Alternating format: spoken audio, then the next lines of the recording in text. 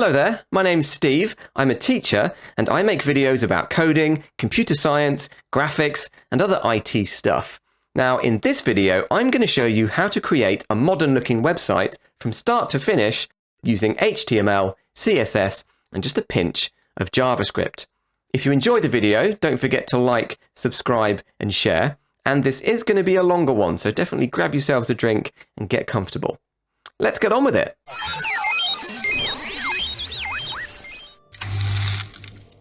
So this is the website that we're going to make.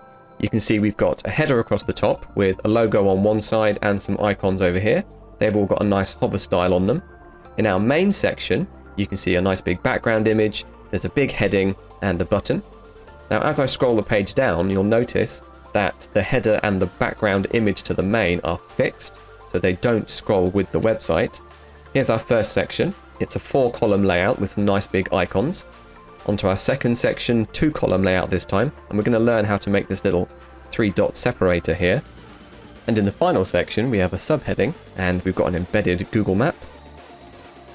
And then finally, down to the footer, you can see it split into 2 horizontally, and the main part of the footer has got a 3-column layout. We've got some different separators this time, and an input field for an email address.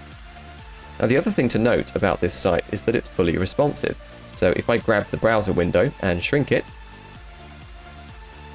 you can see that for a mobile view, all of the icons have disappeared, and instead we get a hamburger. If I click it, there we go, there's our drop-down menu with all of the icons in it, and you can see that the hamburger has changed to a cross. And if I scroll down, you can see that all of the content is now in a single column, which is typical of a mobile view for a website. So code along with me as I create this website. Feel free to make yours identical to mine, but to really challenge yourself, why not customize the colors, fonts, icons, and images that you use? If you get stuck, pop a question in the comments below, and I'll do my best to help you out. I'll also post a link to the finished project in the description. So now let's take a quick look at the site and see how it's laid out. So I'm going to walk you through the overall structure of the page, but I'm not going to break down every single part of it because it'll just take too long. We'll talk about each bit in more detail when we code it. So here we go. We've got a header at the top, a main for this bit, sections for these 3 bits, and a footer at the bottom. Pretty simple, nothing new here. I've covered all of these tags in my previous videos. Now let's talk about those column layouts in more detail. In my last video, I showed you how to do this using the float property, and there are still plenty of websites on the internet that use this method. However, there is a far better and easier way to create column layouts using something called Flexbox. Now don't worry, the basics of Flexbox are really simple. All you need is a flex container, typically a div, and inside the container are flex items, again more divs. Here are 4 divs. They all contain an image, heading, paragraph, but I've just put dots in the HTML to keep it nice and simple. Let's put those 4 divs inside a container. Straightforward enough. Now let's give that container a class so that we can style it. And all we're going to do is set the display property of the container to flex. Display flex. That's it. We now have 4 columns. If there are 2 divs in the container, you get 2 columns. If there's 3, you get 3 columns, or 4. Easy. Now there is actually a lot more to Flexbox than that, but I'm trying to keep this video nice and simple. But if you're interested, I'll pop a link in the description to a really handy Flexbox guide that's definitely worth a look. Now in my previous videos, we've coded using CodePen. And by the way, if you haven't watched my previous videos, you should definitely check those out first, especially if you're just starting out in HTML and CSS. But in this video, I'm going to be using an online editor called Replit. Now, the great thing about Replit is that it allows you to create folders and upload images to use in your projects. Let's take a look. Okay, so if you haven't already, go ahead and open Replit. Now, I do recommend signing up so that you can save your project to your account. You do get 500 megabytes of storage with a free account, and that should be plenty. Once you're signed in, go ahead and create a new HTML, CSS, and JavaScript project. Give it an appropriate name. And now let's just take a moment to familiarize ourselves with the editor. So on the left here, are all of the files for our website. So this is our root directory. Now you can see we already have 3 files in here: index.html, script.js, and style.css. The CSS and JavaScript files are empty, but the HTML page already has some code in it, and I'll talk about that in a minute. Now we can use these icons here to create files and folders in our project. So let's go ahead and create a folder for our assets. Click the New Folder button, give it a name, keep all your file and folder names lowercase. Later in the project, we'll be finding some images to upload into that folder. Understanding how all your website files are organized and linked together can seem a bit confusing. So let me give you a brief overview before we start coding. Every website starts life as an empty folder. This is what's known as your website's root directory. Directory is just another name for a folder. Now the first file that we need to create is going to be our index.html file. This is the name given to the home page of your website. Now technically you could have all the code you need for a web page in this one single document. HTML, CSS, JavaScript, all of it. But unless you have a specific reason for doing this, it's usually better to split these into separate documents. So let's include a CSS document where we can style the page. For greater control of the page, and for adding certain dynamic and interactive content, the site's going to need some JavaScript. So let's add a script file. Remember, this is just a basic bare bones example. A complex project might have multiple HTML, CSS, and JavaScript files. The site's going to look pretty dull without images and stuff, and we want to be organized, so let's add a folder for all of our assets. That's things like images, videos, but it could include other things like audio files, fonts, favicons, PDFs. The HTML file will contain code that pulls in all the resources from the folder that your website needs. But that HTML file can also link to resources that are hosted elsewhere on the internet. We did this in our previous project when we used images from Pexels, YouTube videos, Google Fonts, and we're going to be doing that again today. Now let's take a look at the HTML file in more detail. Now the home page of a website is always given the name index.html. When you visit a website like apple.com, the server actually sends you the index page from the root directory. So if I go up to the web address here and add on index.html, we can see that it makes no difference at all, because that's the page I was already looking at. Anyway, let's head back to Replit and go over the code in that index page. Now the reason that Replit has put all of this here is because there is a proper structure to use when you create an HTML document. There are certain things that should be there. Let me show you what I mean. The first line in every HTML file should contain a document type declaration. That's a bit of a mouthful, but it's really simple. This is basically a statement that tells the web browser what version of HTML you're using, so that it can load the page properly. This is the HTML5 doc type declaration. That's the latest version of HTML that includes all those fancy semantic elements, like header, main, section, and footer. Next comes the HTML tag. Everything else goes inside these tags. So let's open them up. In here, we then have the head tag and the body tag. The body tag is where you actually code the website. The head tag, however, contains metadata. Now, metadata basically means data about data. In other words, the head tag contains information about the web page. So it includes things like the title of the page, the location of CSS and JavaScript files. There's also an actual meta tag that's used to add all sorts of different information, like character encoding, viewport settings, a description of the page, keywords. Let me show you what all of that means. Now the title is pretty straightforward. You put the title of the page inside the title tag, and when the user visits the page, it appears in the tab at the top of the browser. The link tag lets you link your HTML document to another file, in this case a CSS file. The rel bit means relationship, a style sheet in this case, and href is just like what you put into an anchor tag when you make a hyperlink. It's short for hypertext reference or web address. In this case, it's pointing to a local file in our root directory, but you can also put a URL in here to link to files elsewhere on the internet, in which case it would start with HTTP, etc. Then we have another link tag. This time, the relationship is icon. This is how you set the icon that appears next to the title in the tab, or when the user adds your site as a bookmark. The script tag is used for adding JavaScript to a page. Again, this could either be a local file or a file hosted somewhere on the internet. And now we get to the meta tags. There are lots of different types of metadata that you can add to a page for different reasons, but these are the main ones that really all websites should include. The first one is the character set. Now, in computer science, I teach a whole topic on this, but really all you need to understand is that this makes sure all the letters and symbols on your website are correctly displayed by the browser. That's why it needs to go at the top. Next, we have the Viewport tag. This will make your website scale correctly on mobile devices. Let's use the device toolbar in Chrome to see what it does. So here's our website. I've got the inspector open. Let's open the device toolbar. Now let's emulate an iPhone 6. So this is how the site appears without the Viewport tag. Not exactly the mobile experience that I was hoping for. Now let's head back to the code, drop in the Viewport tag, and refresh. And that's how the mobile website should look. Okay, let's carry on.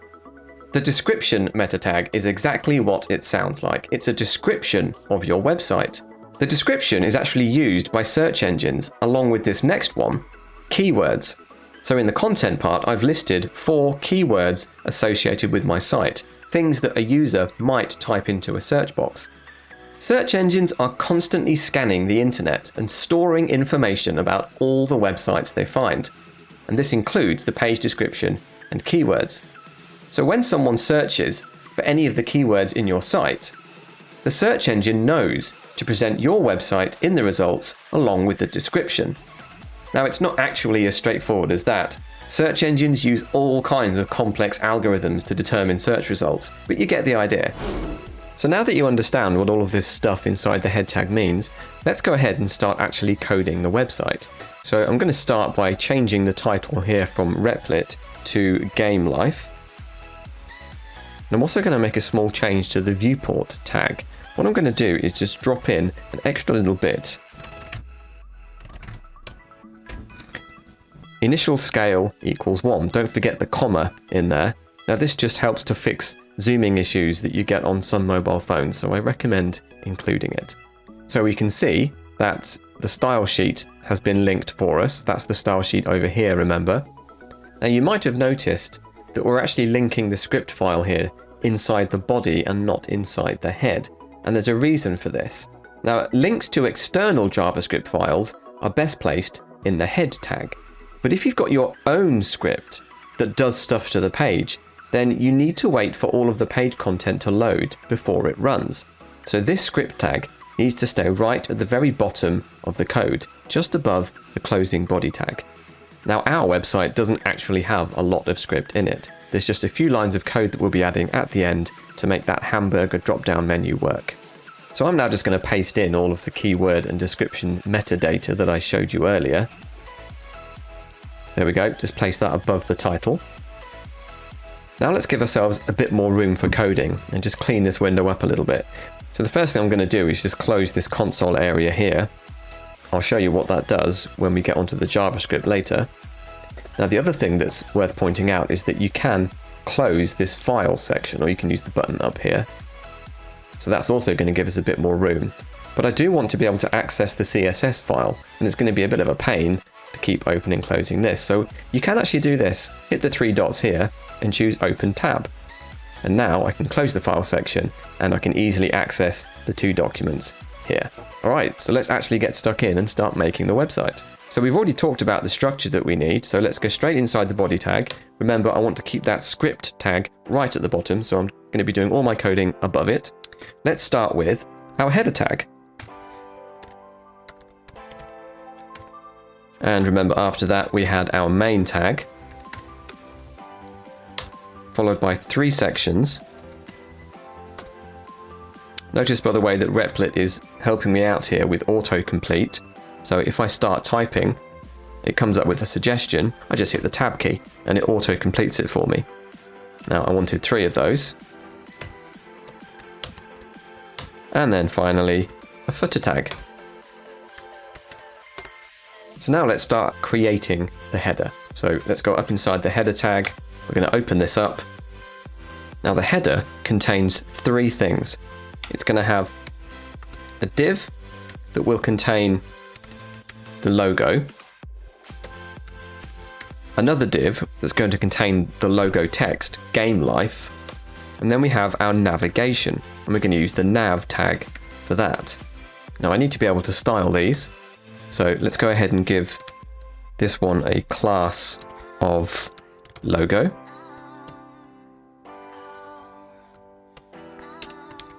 We'll give this one a class logo text. And while we're here, let's actually type that text in. And then into the nav, let's open this up. Now I've talked about the structure of navigation in a previous video. So we typically use an unordered list to create our navigation. And that's just because of the structure that it gives us of list items inside an unordered list. It's perfect for creating a menu and submenu structure. And inside this unordered list are going to be list items. Now for my menu, I need 6 of these. Now at the moment, of course, if I run this, we get something that looks nothing like what we're actually after. So it's probably time that we started doing some CSS. We will be putting some icons in here, but for now, just so that I can actually see some content, I'm just going to go ahead and put in A, B, C, D, E, F. Right then, over to the CSS. So when I'm coding a website, the first thing I like to do is just give all the elements a height and a background color, just to help me see where everything is on the page. So let's start by styling the header tag, and I'm going to go for a height of 80 pixels. And let's go for a background of red. Now you'll notice there's a run button at the top which will refresh the page, but you can also just do Control Return. So that's how it looks at the moment. Let's carry on. Now let's style the main part of the page. Exactly the same thing here. Let's go for a height. Let's choose 600 pixels. And I want a background. Let's choose pink this time. So now we have header and main. Remember, there are 3 sections, so let's style those as well. Let's give them the same height for now, and let's go for background blue. There we go, 3 sections. And then finally, let's style the footer as well. Let's go for height 200 pixels. And background black. Again, remember, these are just the demonstration purposes. That just helps us to see that there is actually a web page here. Now you'll notice this margin going around the entire page. I've talked about this in a previous video. That's a default margin that's applied by the browser on the body tag. So what we can do is just override that. So body tag margin 0. So now let's actually start to style this the way we want it to look. So let's start by changing the background of the header to white. I'm also now going to lift that header off the page and make it fixed so that it stays put as you scroll. And we do that using the position property, and the value we're looking for is fixed. When we do that, it then doesn't understand how big it should be. Right now, it's just the same as a div. It's a division. It is a slice of the page. And so it's 100% width of the page. But watch what happens when I run this. You can see that that header is now only as big as it needs to be to accommodate that text. So after using position fixed, I then need to just make sure that the width of the element is explicitly stated as 100%. There we go, and if I scroll the page, you'll see that it's now fixed. It stays there permanently as I scroll. Now you might have also noticed on the example that I showed you that there's also a slight shadow on the header. Now the property we need for that is called box shadow. Now there's a few things that you can type into box shadow. The first couple of values are just to do with the horizontal and vertical position, but what I'm going to do is actually just put the shadow around the whole thing. It doesn't matter if there's a shadow on the left and right and the top, because that's off the page and you're not going to see it anyway. So I'm just going to put 0, 0 for the position of my shadow. The next value is the blur, kind of how soft you want the shadow to be. So I'm going to choose 5 pixels, and then the last value I'm going to put in is the color. There we go. So remember, that shadow technically goes all the way around. So everything's looking good at this point. Let's start getting ourselves a bit more organized. So what I'm going to do is put in some CSS comments. Now they look like this. It's a / and an asterisk to open the comment. And then it's the other way around, an asterisk and a / to close the comment. So I'm going to put whole page for that first one. All right, I'm all done. So you can see that I've added in comments, just dividing up my CSS document into different parts. And as I style each part of the website, I'm going to try and make sure that I put that code in the relevant place on the document. It definitely makes life easier if you do this. And now that we've got some text on the page, this would be a good point to start thinking about the fonts that we need to use. So here you can see that for my logo text and tagline, I want the Sarpanch font in weight 800. For headings and buttons, I want Lato in 400 and 900. And for the body text, I want Comforter in 400. So head over to Google Fonts, and this really couldn't be any simpler. All we have to do is search for the font that we want, so Sarpanch, select it. Here are all the different weights that are available, and the one that I want is this, so I'm going to click select this style, and now it opens up this side panel where it gives you information about the fonts that you have selected, and I'll come back to that in a minute. So I'm going to go back to Browse Fonts, and I'm going to search for my second one. So I also want Lato. Now for this one I want 400 and also 900. And then finally back to Browse. And for this, I just want regular. So now that I've selected all the fonts that I want, over here, you can see an overview of the fonts that I've selected. So now all we need to do is copy the link tag from here. Now this top bit here, this pre-connect, if you're interested in making your website load as fast as possible, that basically tells the browser that you're intending to load some resources from elsewhere on the internet, and it kind of makes the browser start doing that as quickly as possible. But to be honest, I'm not really bothered for this project, so I'm just going to grab the main link tag bit here. I'm going to copy it, head over to our website. So now all we need to do is paste that link above where we're linking to our own style sheet. So paste it in right there.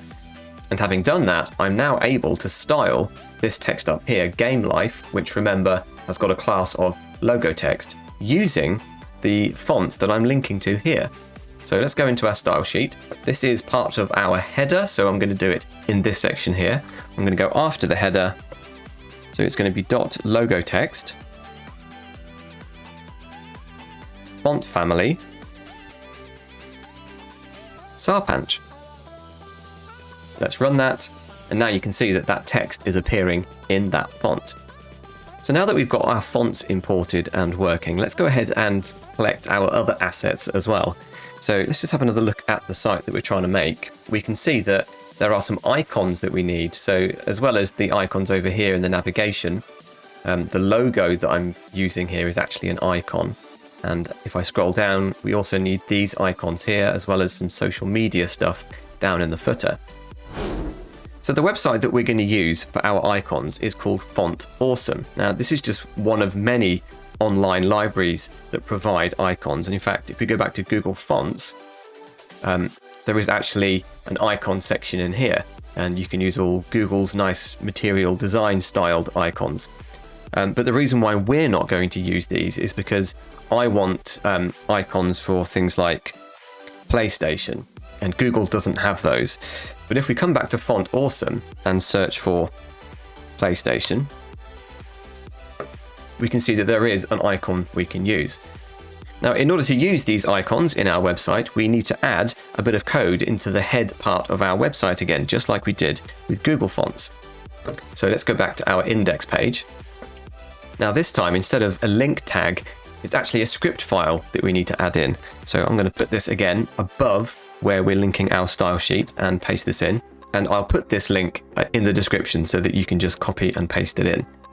So that now allows us to access the fonts on Font Awesome. So let's go ahead and actually put those in. So the first icon that I'm going to include is the one that I've used up here in the logo. So I'm going to head back to Font Awesome. And for this one, I'm just going to type in Gamepad. And here it is. This is the one that I want. Click Start using this icon.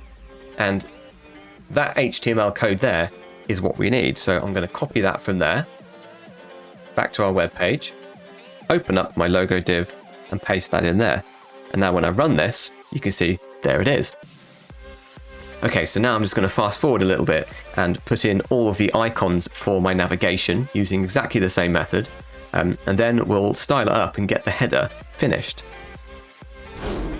Okay, so here we are. You can see that I've now got all of those icons in place, but at the moment, it all looks a bit naff. I need to get the logo and the logo text sitting next to each other. Obviously, I need to make them a lot bigger. I need to make them yellow. I need to take that unordered list and remove the bullet points from it and make them sit next to each other as well. So there's a little bit to do here. And of course, all of that is done using CSS.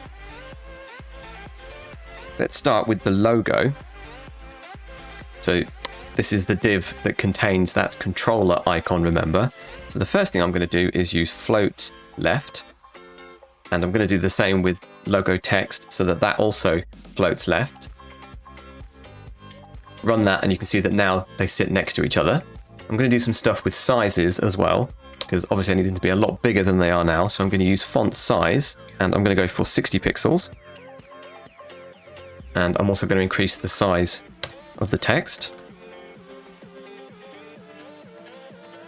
And then I need the color to be set. So let's use the color property for that. And I actually know exactly the color that I need. This is where you get to customize a bit, and you can use all of your own icons, images, colors.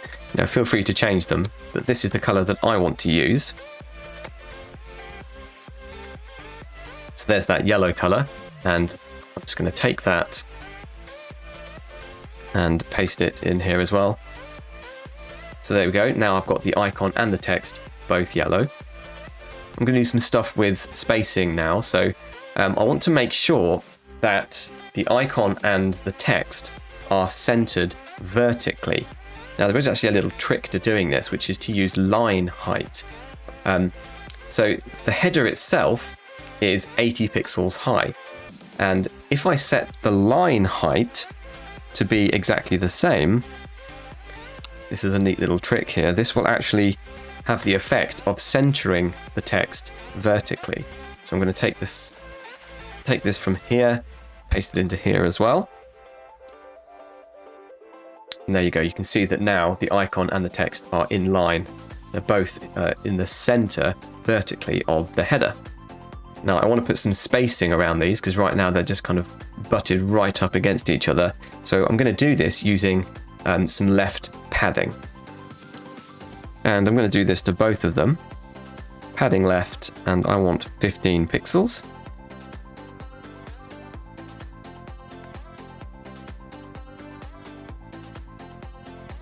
So that takes care of the logo and the logo text. That's actually finished. Now what we need to do is look at getting all that navigation to sit where it's supposed to sit and get that styled up as well. I'm still inside the header, so I'm going to stay in this part of my CSS. And what I need to do is actually style the unordered list itself. That's the element that contains all of those list items. And this is where I'm going to start playing around with the flex property. So I'm going to use display flex. And you can see straight away that just using display flex has turned all of those list items into flex items. So they're now sitting next to each other. I've essentially created a really, really small 6-column layout there. So let's keep going. I'm going to set the list style to none. List style is what actually puts those little bullets onto the list items. So run that again, and now you can see the bullets have gone. Now, unordered lists always come with a bit of default margin and padding on them. So I'm just going to remove those. Margin 0, padding 0. So now those icons are sitting right at the very top left of the element. I do want these to be bigger, so I'm going to use font size. Now you may remember near the start of the video where I was talking about Flexbox that I mentioned that there are more properties that you can apply in order to really customize the layout. Now one of those properties on the Flex container is the justify content property. What this basically will allow me to do is to move all of the content in the Flexbox to the end of the Flexbox. So now they appear on the right hand side instead of the left. Now what I need to do is actually style the individual list items that are inside that unordered list. And first of all, I'm going to use that little line height trick again.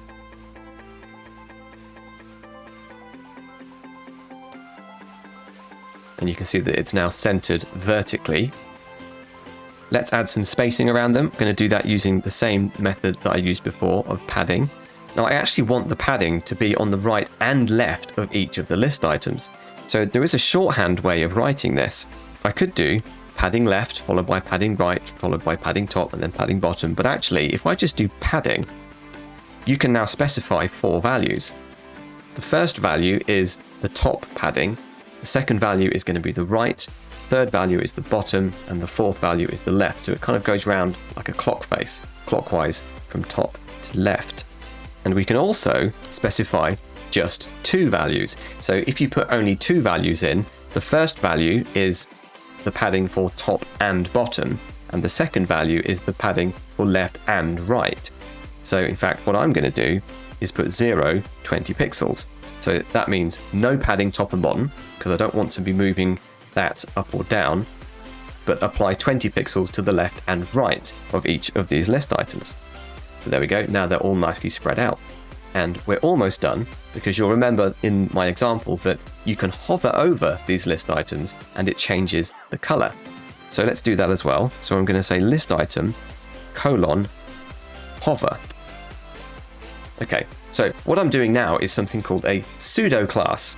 So a pseudo class allows you to style an element under different circumstances.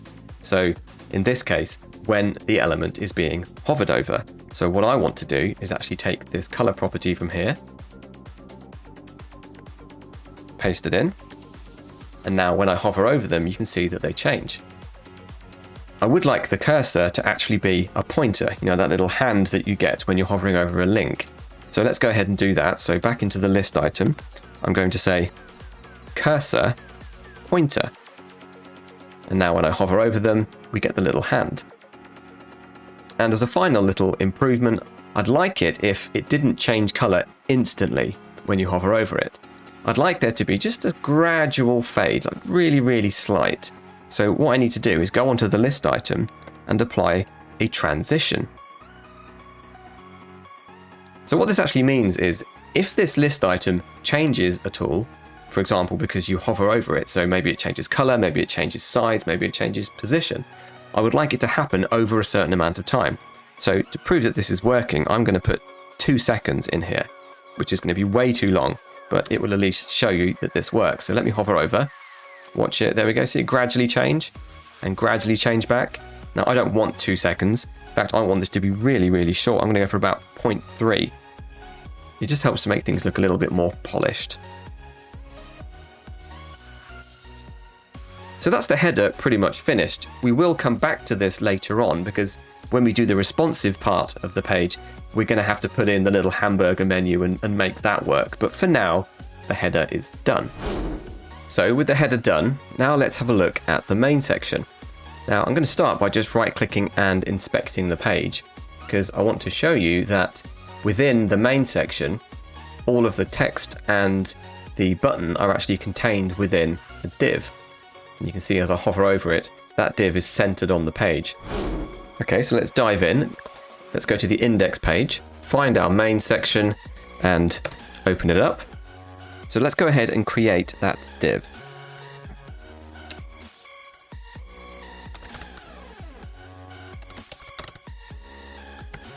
So So I'm going to give this a class of main content. And of course we need to close the div. And inside here I need an h1. Remember, heading tags go from h1 being the largest to h7 being the smallest. And inside the heading tag, I'm going to put the text game like a boss.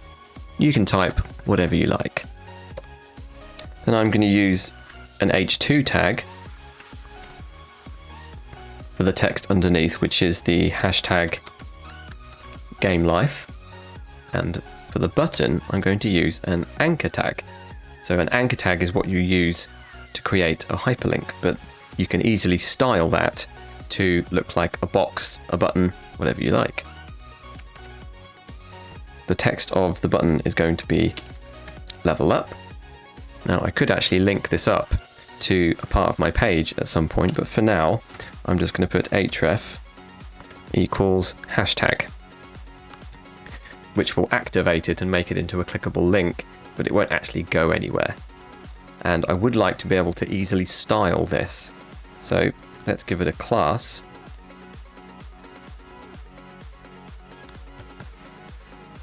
And I'm just going to call it button. I do want the word boss to be highlighted in yellow. And in order to pick out just that one word, I can't style the h1 tag because that will style all of the text. I only want the word boss.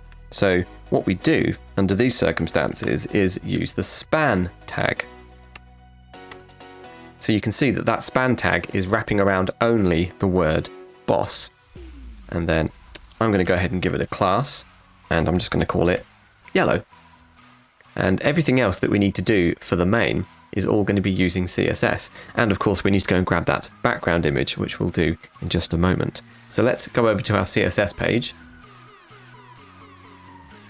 and go down to the main section. So the first thing I want to do is actually change this height 600 pixels. And what I'm going to change it to is a measurement, which is viewport height units. So the viewport is basically the browser window. And by putting 100 VH, it means 100% of the browser window. So let me show you what that does. If I refresh the page, you can now see, if you look at the pink main section over here, that it's now filling this entire viewport space from top to bottom. And if I scroll down, you can see that that's how high it is. If I was just to grab the console and bring it up, just to reduce the height of the viewport, and now I do this again, you can see that now the main is that big.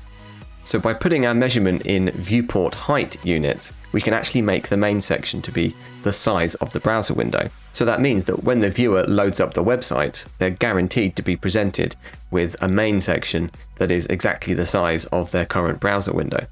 Now, I want that main content to be centered horizontally and vertically within the main.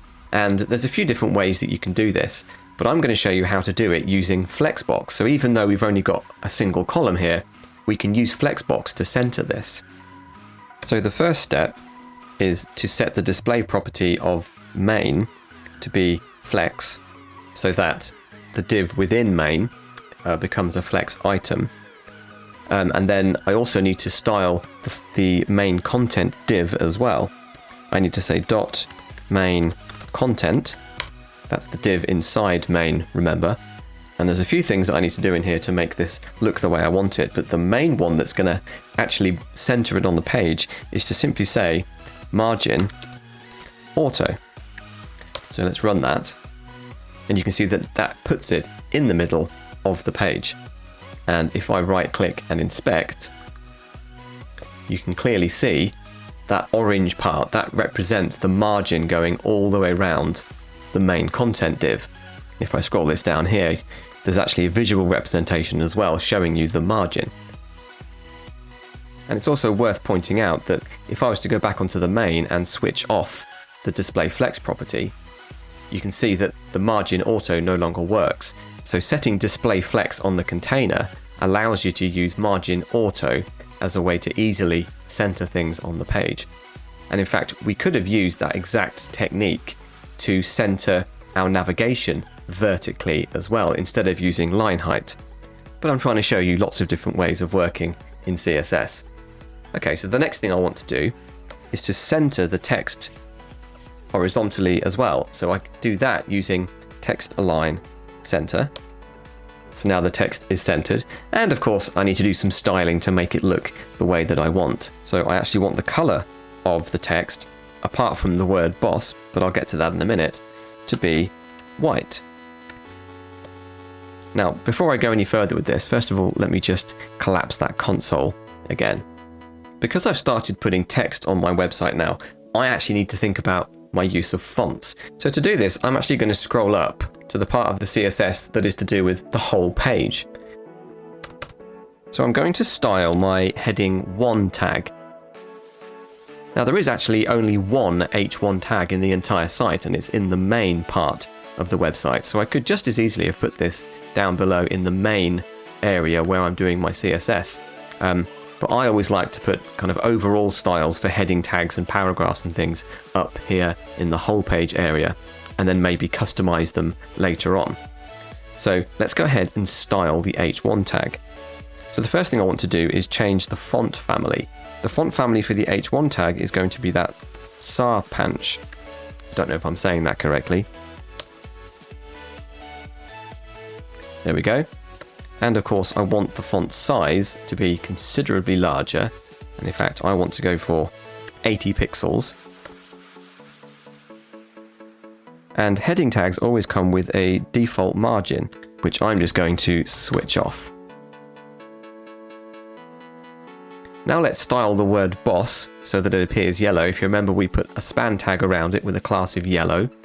Now that is specific to the main part, so I'm going to go down to where the main is in my CSS and put dot yellow. And what I want, of course, is that same color from here.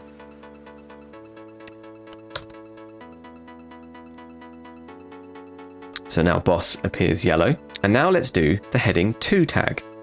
So again, I'm going to go right up to the top of my page.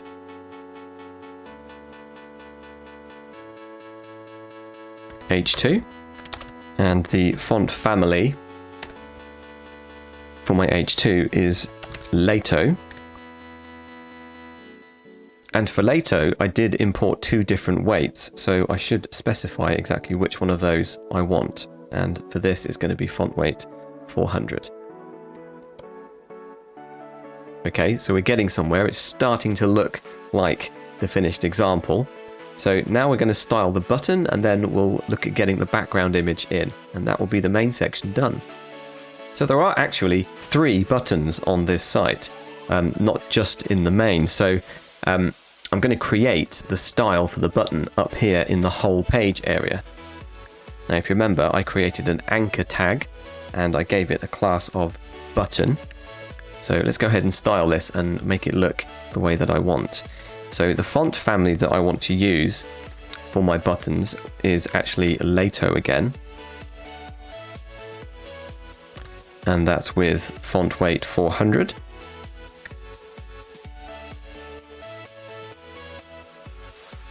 The color of the text in the button is white. And the background color is the same one that I've used for the text color of the word boss.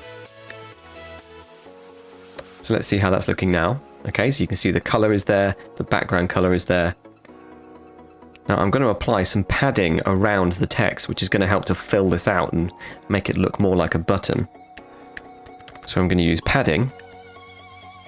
And I'm going to use the technique that I talked about before. So I'm going to use 10 pixels top and bottom, 20 pixels left and right. So there we go. Now you can see that padding around the text. Now I want this button to have rounded corners, and we do that using a property called border radius. And border radius requires a pixel value or a percent value. I'm going to use 100 pixels. And you can see it creates this nice rounded effect. The next thing I need to do is get rid of the underline that you can see under the text. Now that underline is applied by default to active hyperlinks. And remember, I used an anchor tag to create this, but I can override that using CSS. It's actually the text decoration property. And if I set it to none, it will remove the underline from level up. And the final thing I'd like to do is just space out these letters a little more. And this is something you quite often see on buttons. It just helps to make the text kind of stand out. And this is very easily done using the letter spacing property. And I'm going to put 1 pixel. And if you look very carefully when I run this, just look at the text on level up, and you'll see that now it's just spread out just a little bit more. Now I would like there to be a bit of a gap in between the hashtag and the button, and there's a couple of ways of doing this. It's probably best done using margin, but I could apply some margin top to the button or margin bottom to the H2, which is the way that I'm going to do it. So I'm going to head up into the H2 tag and apply margin bottom, and I'm going to put 70 pixels, and that's just going to help to push that button down. And I've just noticed that the H2 tag isn't quite big enough either, so let's go ahead and put a font size onto it, and something like, I don't know, 30 pixels. Okay, there we go. So that is all the text part of the main finished. Now we can actually talk about getting some images onto the page. So if you do a bit of Googling, you'll find there's quite a few sites online that provide royalty-free images that you can use in your projects. Pexels is one of my favorites. They have lots of very high quality images that are perfect for kind of landing pages on websites. So let's go ahead and search for one. See if I can find the one that I used in my example. So I'm going to type in Xbox, and in fact there it is straight away. But feel free to use any image that you like. So I'm going to click that. I need to download that image. So you can see in my download bar that that has been downloaded. So now I can head back to my website, and this is where we actually need to be making use of our assets folder.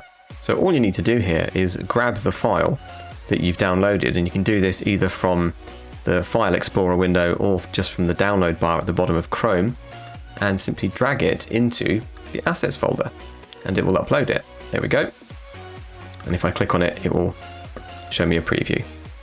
Now, at the moment, the name is quite long, so I'm going to go ahead and rename that to something shorter. I'm just going to call it Xbox. And now that we've got that image imported into our assets folder, we're now able to access it either by placing it directly on the page as an image using the image tag, or by setting it as a background using CSS, which is what we're going to do. So I'm going to head back to my style. Let's close that sidebar. I'm going to head down to my main section here. Remember, at the moment it says background pink, but what I now need to do is change this so that it links to the image that's in my assets folder. So the way that you do this is by specifying a URL, opening closing brackets, and inside the brackets you need to give the file path of the image that you want to display. Now this could be an image elsewhere on the internet. You could copy and paste a web address into here, but what we're doing of course is using our own local assets that we've downloaded and put into our folder. So I need to specify that this is in the assets folder, and then I need to put the name of the file, including the extension.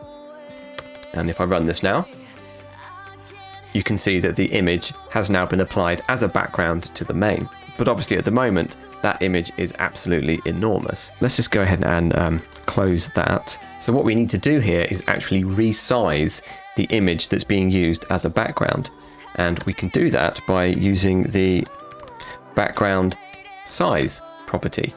So there's a few things that you can type into background size, but the most useful ones, in my opinion, are cover and contain. So let me show you what contain does first of all. So you can see that contain makes sure that the entire image is contained within the element, main in this case.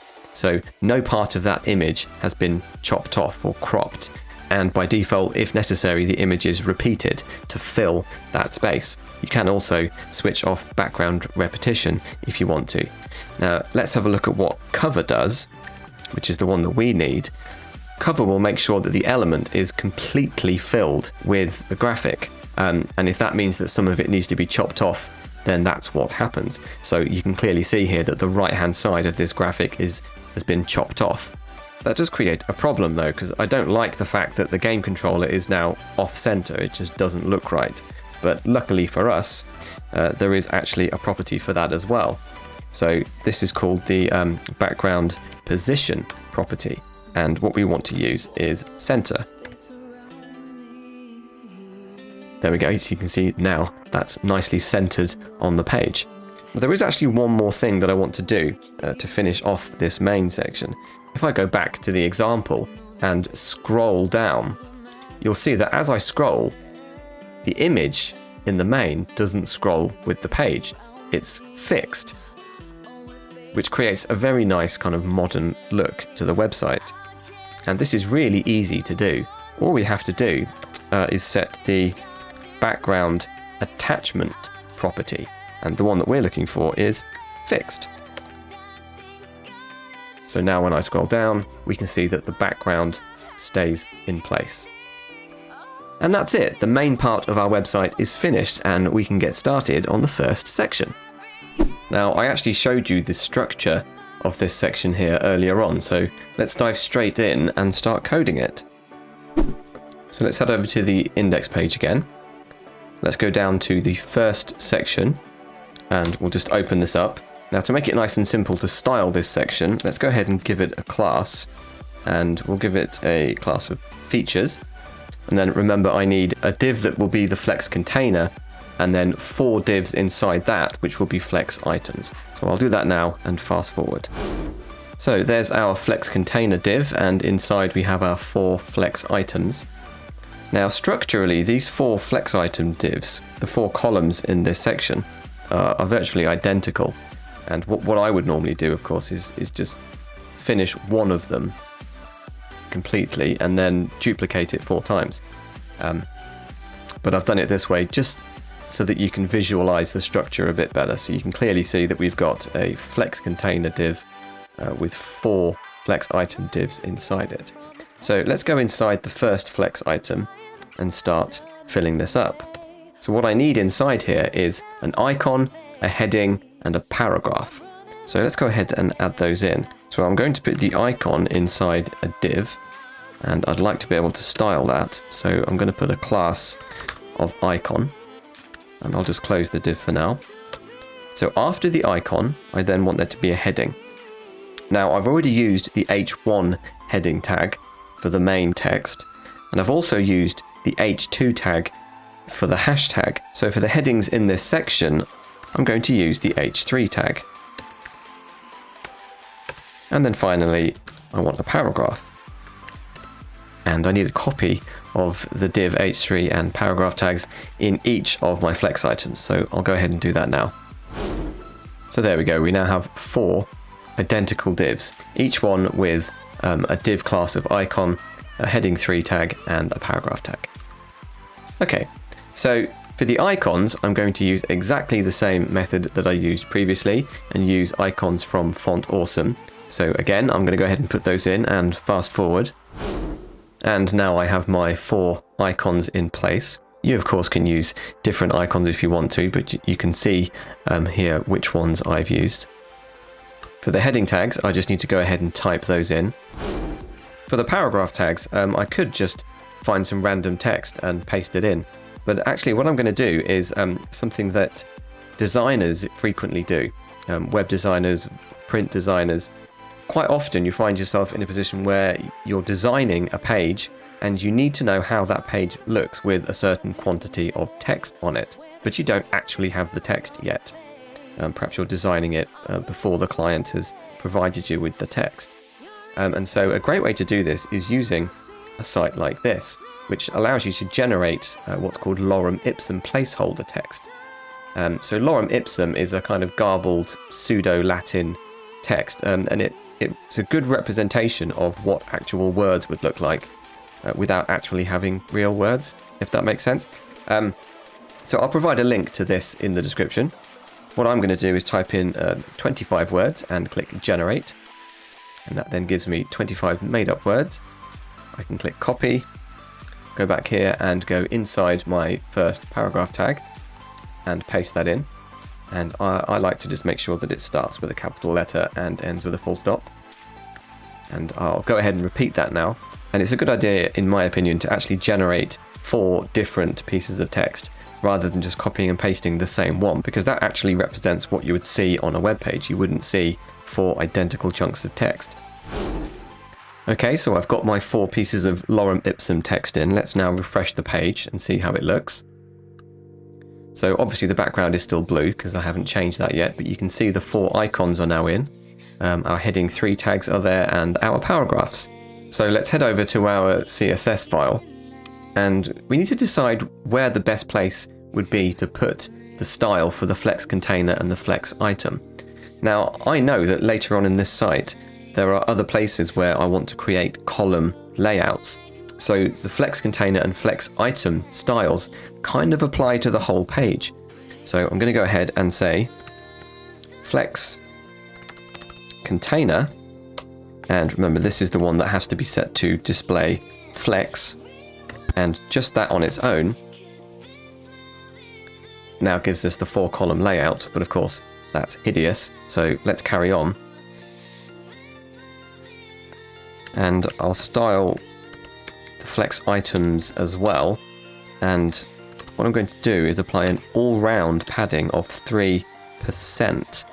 Now, the reason I'm using percent is so that as the browser is resized, the padding will adjust accordingly. So let me show you what I mean. So now you can see this nice gap around each of these columns, and as I resize this, you can see that that gap changes based on the width of the browser. Now there's still a few things we need to do to finish this off, of course, so let's start by removing the background blue that we put onto the section originally, and of course that was just so that we could see the section.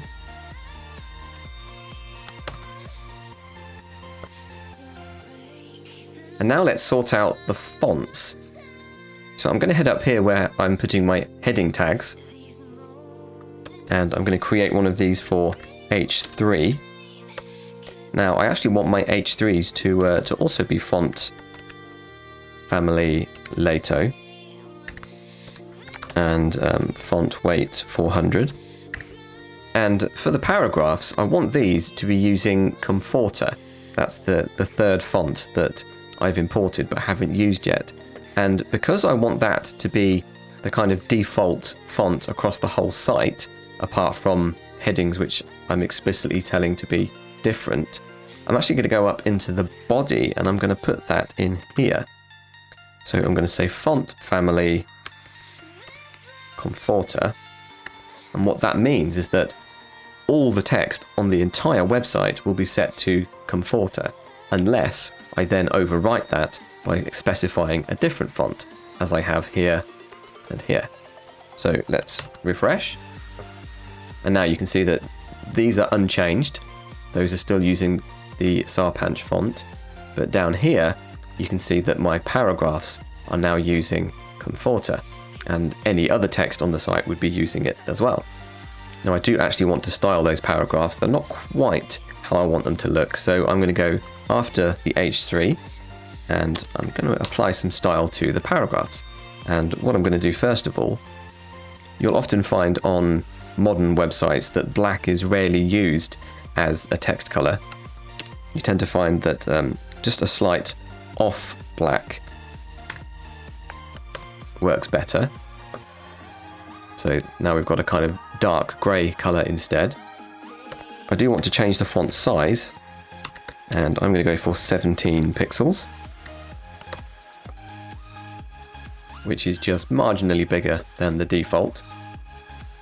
And then finally, I am actually going to use line height for its intended purpose this time, which is to increase the gap between the lines, because at the moment it looks very cramped. And the use of white space in websites and in print is really, really important. Spreading things out makes it much, much easier to read. So there we go. Now you can see that that's nice and spread out. Now I do actually want those H3s to be a little bigger because at the moment they're about the same size as the paragraph text. So let's go in here and let's make these 24 pixels. Okay, and now it's just the icons to go, and I'm not going to put that up here in the whole page area. I'm going to head down to where my sections are, which is here.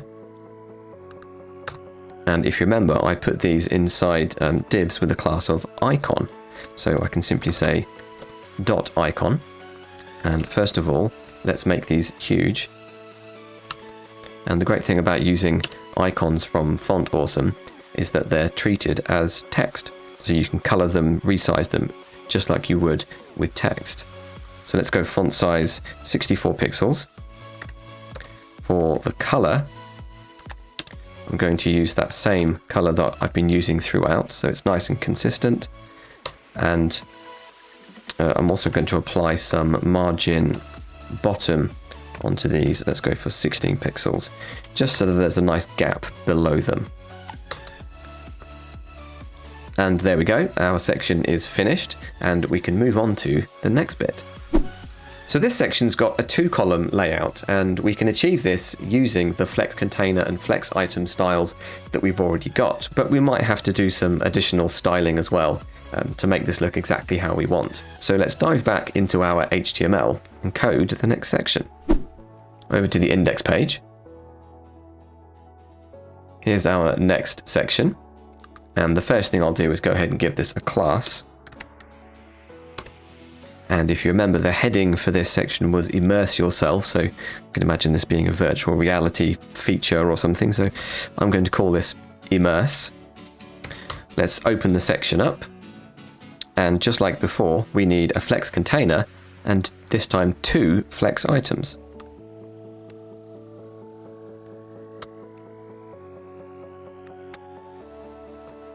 Okay, there we go. So now let's put some content into these. So the left-hand column, which I'll open up, this is just going to contain an image, which we'll go and find in a minute. So for the moment, I'm just going to put in an image tag, and I'm going to use the source attribute. And it's just going to stay empty for the moment, but of course, once I've found an image and put it into my assets folder, I'll be able to type that in there. And let's just take another look at the right-hand column so that we know what to put in here. So we can see that there's a heading, there's the little 3 dot separator which we're going to make ourselves, a paragraph and a button. And yes, we will be able to reuse the CSS that we've already created for that. Now on reflection, I actually think it would be better to use H3s for these headings here, because they are kind of more important. They're at a higher level than these headings here. So I think these would actually be better suited as H4 tags. So I'm going to go in and edit my code so that they are now H4s. So I need to change all the H3 tags in the HTML. And if I right click on one of them and say change all occurrences, you can actually change all of them at the same time, like that. So that's all of the H3s changed to H4s in the HTML. But don't forget, of course, that we need to go to the CSS, and we need to make sure that where we're styling H3s, now, of course, I need that to be H4s. So it's completely optional. You don't have to make that change, but I just feel that the large headings on the sections would be better suited as H3s. So now let's head back and finish off what we were doing. So in here, I'm now going to use an H3 tag for the main heading in here. And if you remember, it said immerse yourself. Then we're going to create the little separator. And I'm going to create a div that will contain that separator. And inside, in order to make those 3 dots, I could use an icon. I could probably go onto Font Awesome and find a nice separator icon, or I could use 3 bullets, but this is a nice opportunity just to make something myself. So I'm going to do this using span tags. So That's one set of span tags, which can be one of the dots. And I'm just going to place 3 of them in a row. And I'll style those span tags to look like those 3 dots. And to make it easier to style, let's go ahead and give that a class as well. And then after the separator, that's when we then need another paragraph. And yes, I will use the Lorem Ipsum again for that. And for the button, if you remember, we created that as an anchor tag. The text in between the 2 tags is the text that is on the button. This one's going to say read more. And to make sure that it is styled in the correct way, all we have to do is apply the exact class that we used earlier to the button. So let's just run this and see what we've got at the moment. And there we go, we can see the button standing out nicely. Obviously it doesn't quite look right at the moment because we're still missing lots of content here. But once we've added the image in and done a bit of extra styling, it's going to look perfect. So let's go ahead and find ourselves an image to put in that left-hand column. So back to Pexels. Now, I can't actually remember what I typed in the first time, but it was probably virtual reality, so let's see what we get. And of course, there it is. That's the second image in there, but again, use any image that you like. So it's just like before, click on it, click download, and then back to our website. We need to open up the files sidebar. Okay, so Replit decided to die on me just then, so I had to refresh the page. Let me just shrink that again.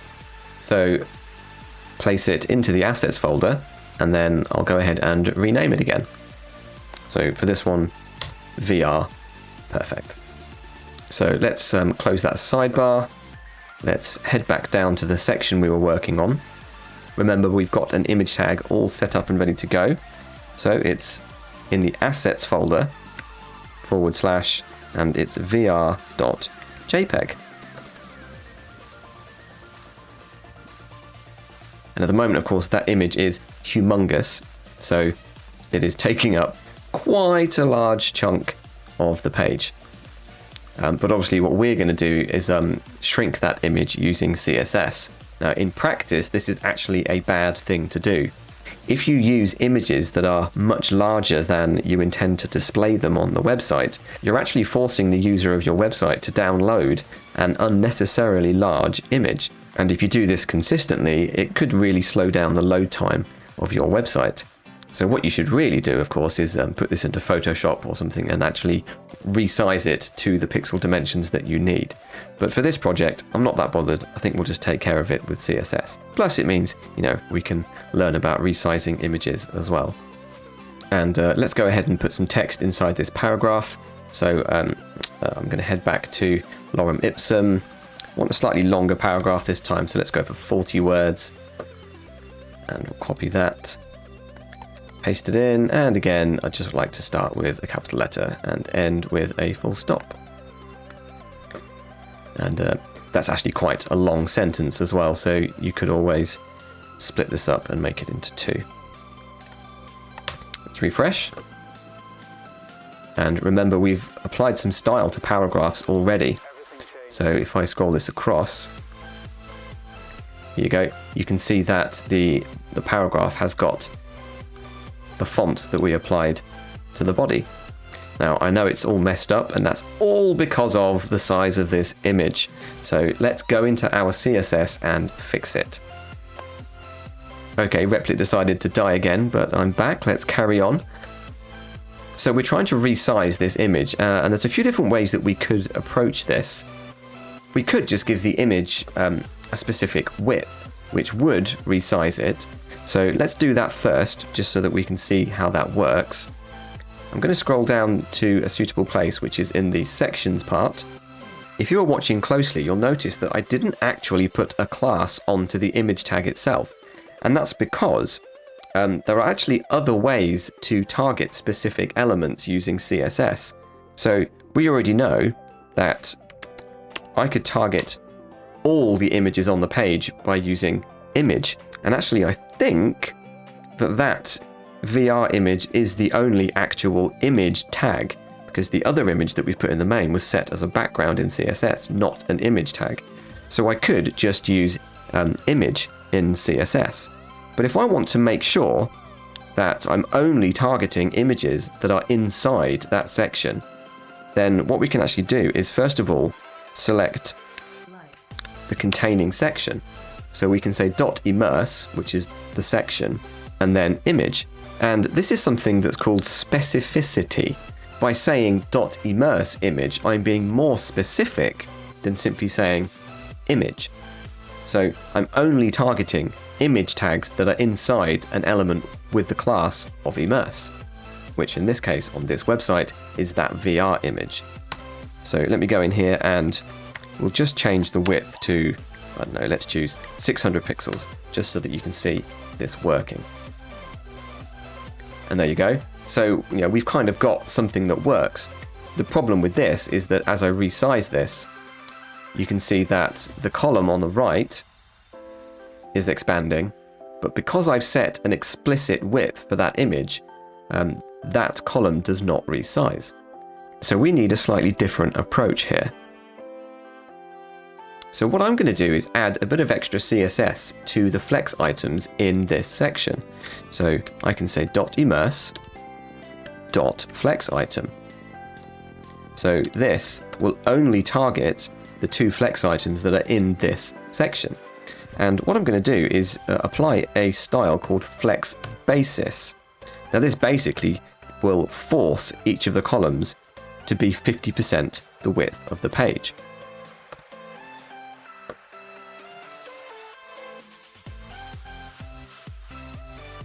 And you can see that they are both 50%. We still don't quite have the effect that we're looking for because of course the image on the left still has a static width. We need to tell that image that we'd like it to be resizing as well. So let's go ahead and do that. So instead of having width 600 pixels, I'm going to tell the image to have a width of 100%. And remember, that's 100% of 50% of the page. So in other words, the full width of just one column.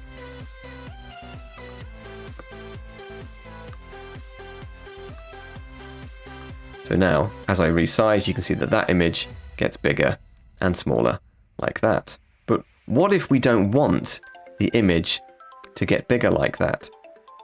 What if we want this section to have a specific height? And maybe we would like the image to crop, for example. Well, what we can also do is, in addition to telling it to have a width of 100%, I'm going to tell it to have a height of only 600 pixels. And at the moment, we've got this strange effect. So we're getting somewhere. We now have an image with a set height, which expands with the browser. But obviously, what's going on at the moment in that image is not desirable. And usually it's a very bad idea to set the height and width of an image. If you just set one of them, then the browser calculates what the other one should be so that the image stays the right aspect ratio. But there are some more styles that we can actually apply to this image to make it work the way that we want.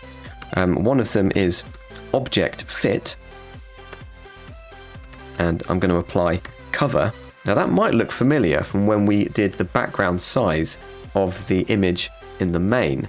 And that's because object fit kind of lets you do the same thing that background size does to the background image of a div, but to an image that's in an image tag. So we'll run that now. And we can see as I'm resizing this, the image will cover the whole of the available space. And it's kind of just being cropped off like that. But in this particular case, the focal point of this image is on the right. And so as I'm shrinking like this, we're kind of, we're chopping off the main part of the image. It would be better if, while I was resizing like this part of the image was locked to this right side. And we can do that as well. So let's head back into our code. So after object fit cover, I can use object position. And this is much like background position when you're setting a background in CSS. And I can just say right. So let's run that again. And now we have a much more desirable effect where I have two columns which are both 50% width, and I have an image that is cropping as I resize the browser, but it's locked to this right side. Now, depending on which image you decide to put in here, you might have to tweak what you do with this. But if you use the same one that I've used, then these settings will work just fine. So we are nearly there. What we need to do now, of course, is tidy up this area here. So I want my H3 tag to be bigger, and I also need to do some work with this. I'd like it centered in the page. I need to make my separator, of course, and I also want to introduce some margins in here just to spread things out and make better use of the space. So let's style those H3 tags then. I'm going to head up to the top. So H3, and what I'd like here is font size, and I'm going to say 48 pixels. And I said about putting some margins in, so I'm going to have a margin bottom, and let's go 16 pixels. And scroll down. And there you go, we've got a nice large heading with some margin bottom on it. It's currently in the wrong font though. I do want my H3 to also be in Lato font.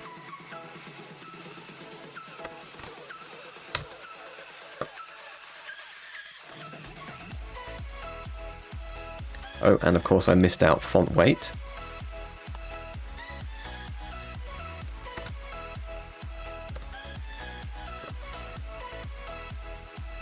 There we go. Now, this would be a good opportunity to do some tidying up in our CSS, because you might have noticed that our H2, H3, and H4 are all using the same two styles, font family Lato and font weight 400. And it's only the margins and font sizes that are different. So a great way to tidy this up would be to do something like this. I'm going to copy just this bit here, and I'm going to say that I want H2, H3, and H4. Notice they're comma separated. So each of those tags will have both of these styles applied to them, which means that I no longer need to have those two styles in each of these.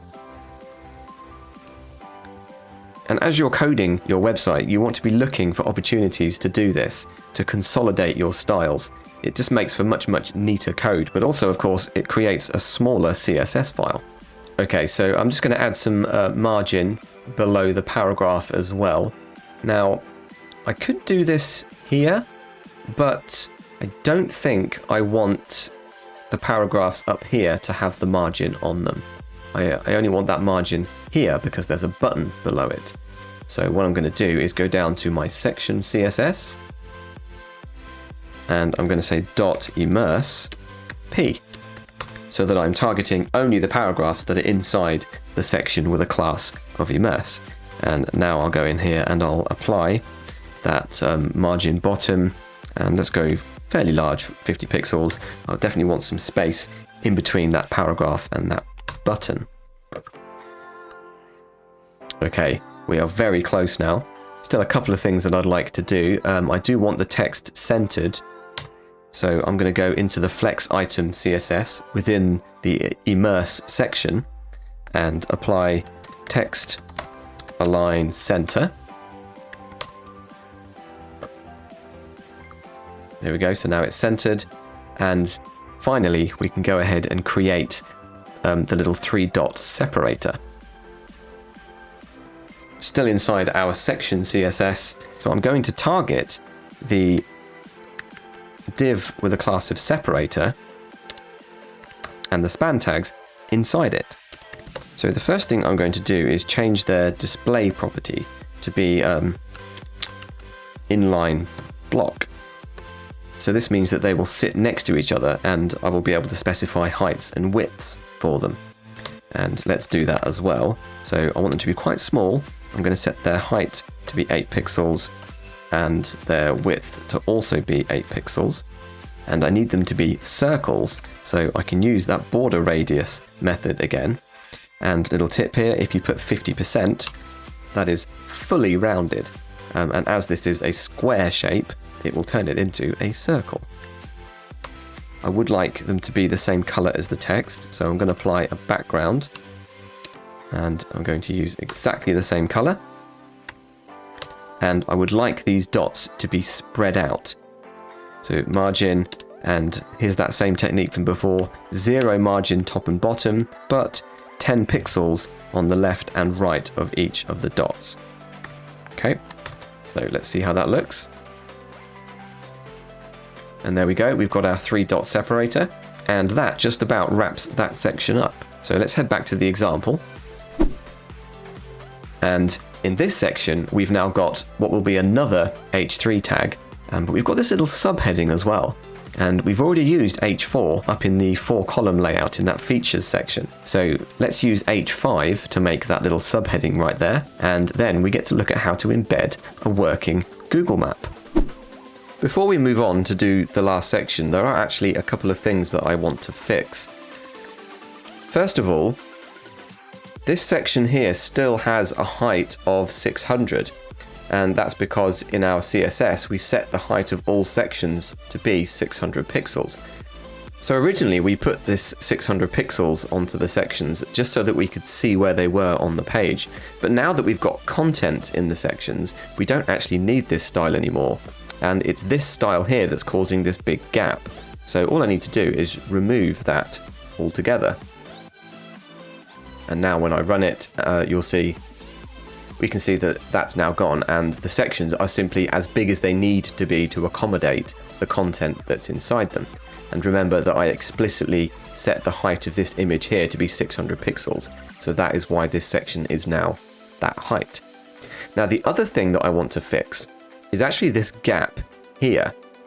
Now, if you remember, we set the padding of all the flex items to be 3%. And we originally did that so that as we resize the browser, the padding around those columns adjusts accordingly. And of course, that same behavior is also happening for these two flex items. And for the one on the right, that's fine. I think that looks quite nice. But for the image, I would actually prefer it if the left-hand side of this flex item did not have padding, so that the image extended all the way to the edge of the browser window. Now to do this, I'm going to show you a neat trick. So let me just right-click and inspect, and I want to have a look at this flex item. So let's go to our HTML. So here it is. That's the div with the class of flex item. You can clearly see the green padding going all the way around, and if I scroll this down, you'll be able to see it here. So that's the padding all the way around, and incidentally, if I grab and resize, this is a good place to see that padding adjust. So remember, it's a percentage value. What I want is for this left-hand side padding to be 0, so that the image goes all the way up to the edge. If we have a look at the HTML, you can see that inside this section, there are 2 flex items. And in fact, it's only the first flex item that I want to remove the left padding from. So let's go into the CSS and look at how we can do this. I'm going to scroll down to where I'm working on my sections. And here we go. Now you can see that I've already got a style that's using specificity, there's that word again, specificity, to target only the flex items that are inside the section with a class of immerse. But what I now want to do is create a style that only targets the first flex item inside the section with a class of immerse. Stick with me. So it looks like this. .immerse .flex item colon, so I'm going to create a pseudo class here, first child. So let me just quickly explain what that means. If I go back to my HTML,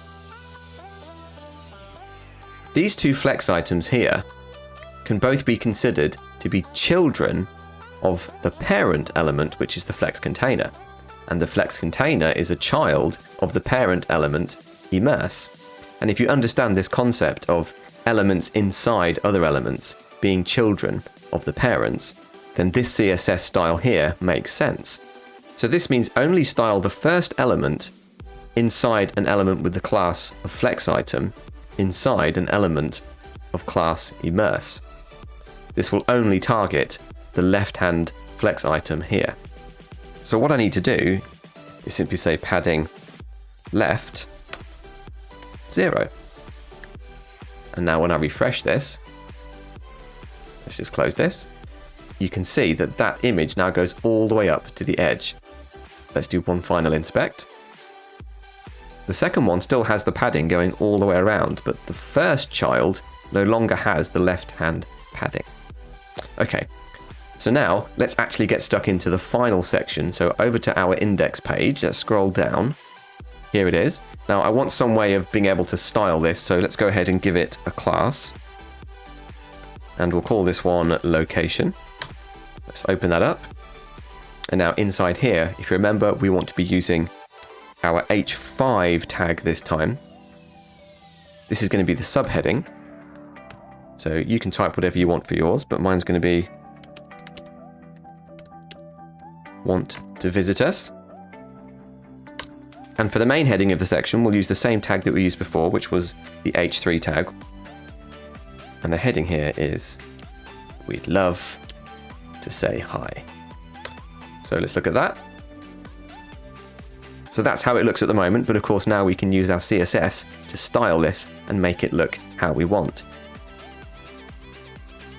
So first things first, I'm going to head up here and I'm going to add in H5 just to make sure that the subheading is also using Lato font.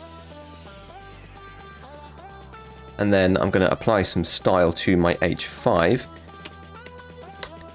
And the first thing I want to do is just change the font size. So I would like 20 pixels for this. I want a font weight of 900. For the color, I'm going to use the same color that I've used throughout. And I would like to just adjust the margin that is underneath the heading as well. So margin bottom, I'm going to go for 10 pixels. So let's run that. So that's exactly what I was looking for. And now I need to style the H3. Now I've already got some style here for H3s, but remember this applies to this here. So if I'm going to apply some style that is specifically for the H3 in the location section, I'm actually going to go down to my sections part of CSS. And again, remember how you structure your CSS is really up to you. As long as you make some effort to organize it, then you're doing yourself a massive favor. And remember, of course, that CSS styles that you put later on in your CSS document will override styles that you put earlier on. So up here where I'm styling H3, if I was to go down here and style an H3 again, anything I put in here overrides what I did earlier on. So let's go to the bottom here, and now I can say dot location. And what I want to do here is use text align to just push those two headings into the middle. Then I want to style dot location H3. So this is only the H3 within the location section. And I want a font weight of 900. I'm also going to apply some margin bottom to this as well. And that's because I'm about to embed a Google Map and I would like a little bit of a gap between this heading and the Google Map. And let's go for 30 pixels.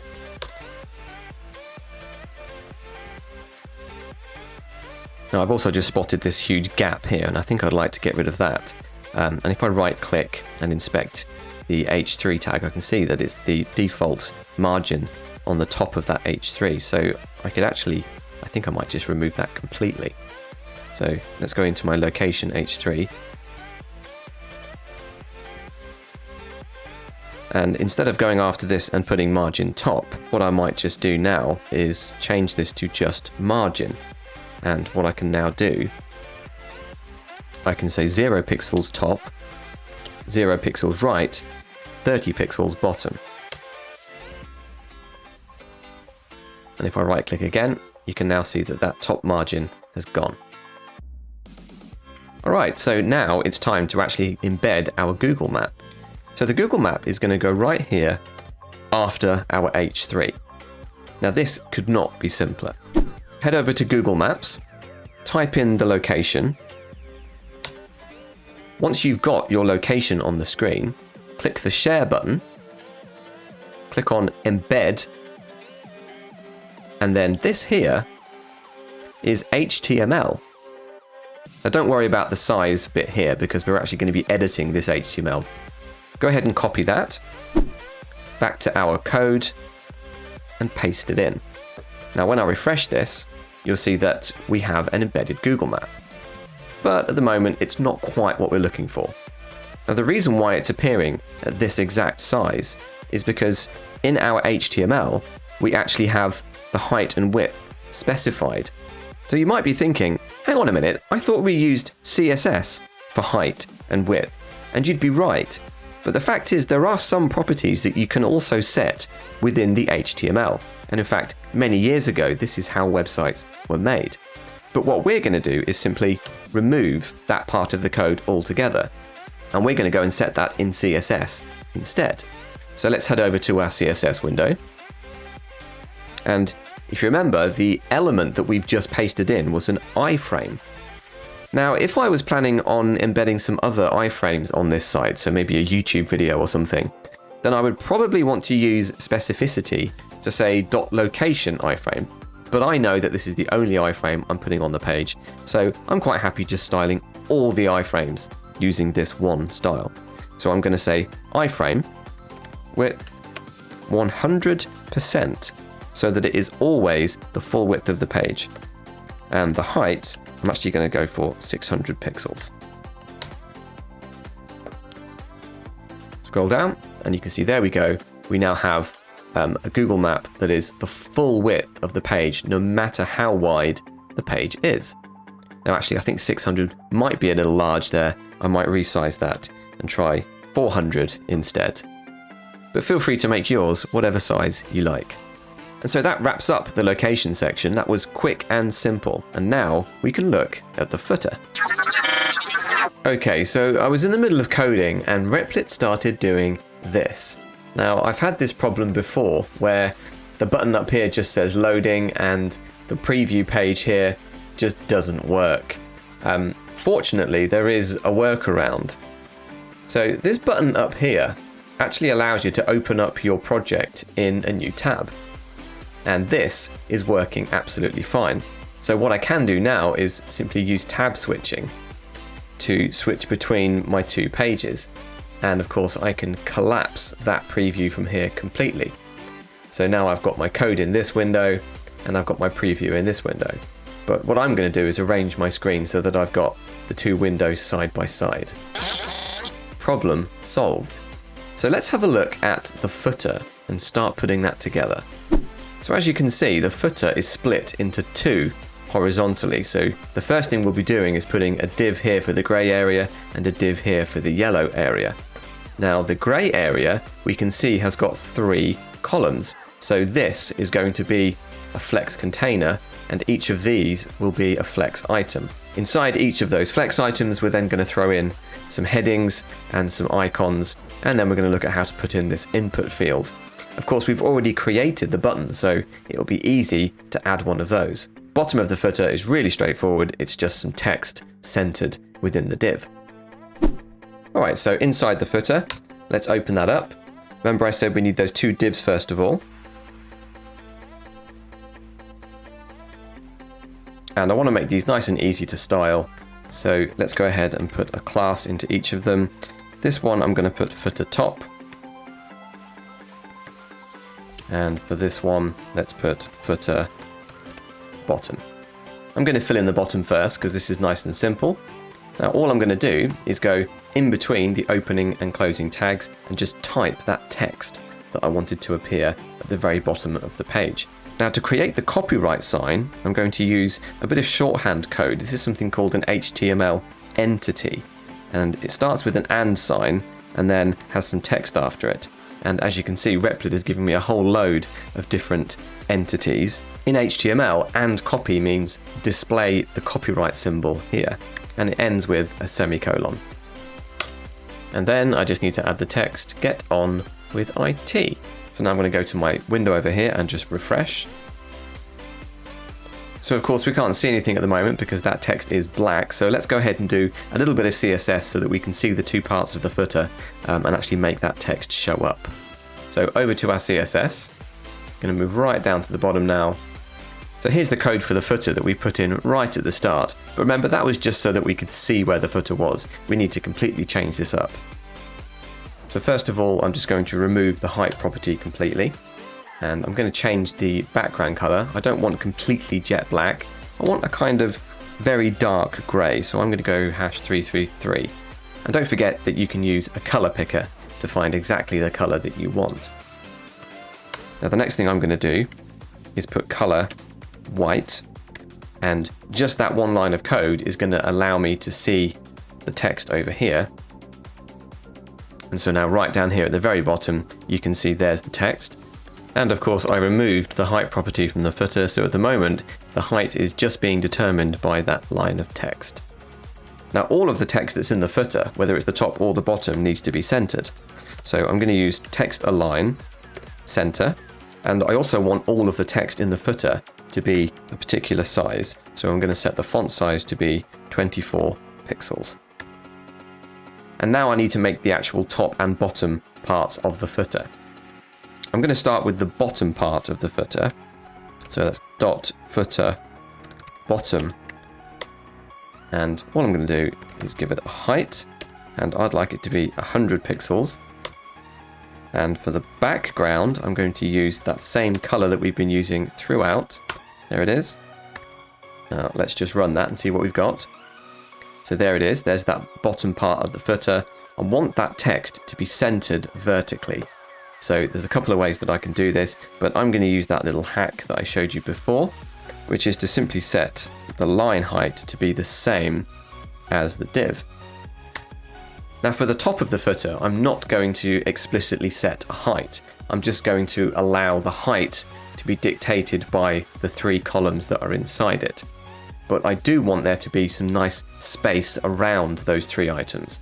So I am going to go ahead and put some padding on the inside of that footer top. So let's put dot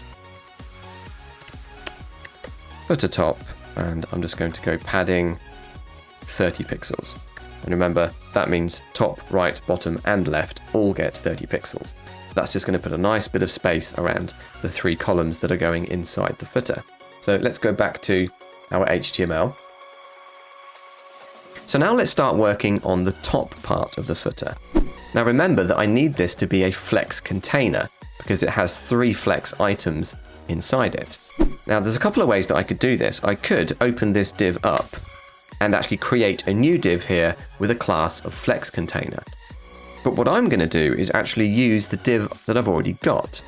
So if I go inside the class here and put a space, I can actually create a class list.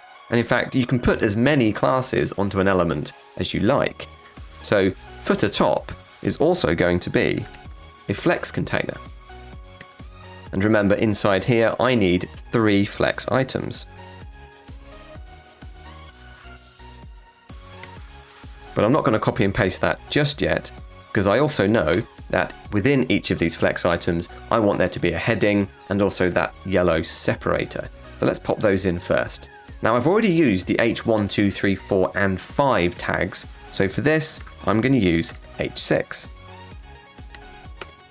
And for the separator, I could do what I did before. I could add a span tag and I could style it to make it look like that line. But in fact, what I'm going to do is use an existing tag, which is the horizontal rule tag. And that actually creates a line straight away, which I can just style to make it look how I want. So now let's go ahead and copy that flex item. And there we have the 3 flex items. And then straight into the headings, and let's type these in. So the first one was the contact section. So that's going to have the telephone icon and the telephone number. The next part is the follow section. That's going to have all of the social media icons in it. And then finally, we have newsletter. And this is where we're going to pop in an input field and a subscribe button. So let's see how that looks on the page. Now, as you can see, the footer top has now got some height to it. Let's quickly inspect and see where that's coming from. So you can see that the footer top has got 30 pixel padding all the way around the inside. And each of the flex items has got 3% padding. And then of course, within each of those flex items, there's a heading which comes with its own margin and a horizontal rule, which also has margin applied to it. So the height of this footer top element right now is a combination of all of those things. So the content, margin, and padding all adding together to give us a height. So you've probably noticed that these divs here are left aligned, and they're not taking up the whole width of the page like the ones up here. And this is simply due to the fact that these 4 flex items here have got lots of content in them. So the combined width of these 4 things here fills up the page, and so each one gets a quarter of the page. But the 3 that I've put here, at the moment, they just contain contact, follow, newsletter. Their combined width is only about there. As soon as I start putting content into these, you'll see them spread out. But I am going to do something which is actually going to allow me to position these 3 flex items in the center of this div. And to do that, what I'm going to do is scroll up to where my flex container code is. And I'm going to use a style which is justify content. And the value that I need is center. And you'll see that pushes those 3 into the middle. And that code also affects the flex container up here. Technically, it's centering these 4 as well, but because these flex items are already occupying 100% of the width of the page, you don't actually see a change here. But I'd like to show you that that is the case. So I'm going to quickly go into my index page, and I'm just going to delete temporarily all of the paragraph tags from here. And now you can see that without all of that text content taking up the width of the page, with just the headings remaining, those 4 divs are now centered on the page, just like the ones down in the footer. Okay, let's undo that. So back to the CSS for the footer, let's carry on coding. The next thing I'm going to do is sort out those H6 tags that are inside the footer. Now they're inside the footer top, so I'm going to go right after footer top and put it in here. As I'm only using one set of H6 tags in the footer, I can just do H6, or maybe I decide later on that I'm going to put H6s somewhere else on the page. I could use specificity to say footer H6. And there's a couple of things I want to do. First of all, I do want the font size of these H6s to be larger, so I'm going to go for 24 pixels. And I also want to reduce that bottom margin. You can see that gap between the heading and the horizontal rule below it. So I'm going to use margin bottom, and I'm going to override the current margin bottom with, let's say, 20 pixels. Okay, looking much better. Now at the moment, those H6 tags are not using the same style as my other headings. So if I head up to the top of the code, so right here, remember, this is where I'm setting the initial font family for all of my headings. Let's go in here and add in H6. And there we go. Okay, back down to the bottom. So now let's style those horizontal rules. I'm going to go after my H6 here, and I'm going to say footer horizontal rule. And to change the color of that line, all we need to set is the border color. There we go. So that's all the styling we can do. We now need to head back to the index page and put some more content in. So let's start with the contact section, going after the HR tag, so that's after the separator. And I now need to add in the phone icon and the telephone number. And I've already shown you how to go to Font Awesome and look these up, so I'm just going to go ahead and copy and paste it in. So there's the phone icon, and let's just pop in a phone number. Okay, and onto the follow section. And this is where the social media icons are going to go. So again, same thing. I'm going to head over to Font Awesome and grab 5 social media icons. Okay, that's all done. Let's see how that looks. Okay, we're getting somewhere. I would like there to be a gap between the telephone and the telephone number. And that's as easy as just going up here and putting in a space. There we go. And finally, let's go inside the newsletter section after the horizontal rule. And I need two things in here, remember. First of all, I need that input field where the user can type in their email address. And to do that, we use the input tag. Now, just putting that on its own will give us an input field. Let's have a look. And of course, I can click in here and I can type. So that all works. But there's a couple of things that we still need to do just to tidy this up. First of all, we need the user to know what they're supposed to type into this box. So normally there would be some placeholder text inside that input field which disappears once the user starts typing.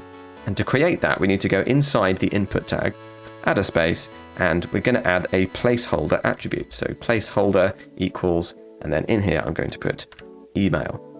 So now we actually get the word email appear inside the box.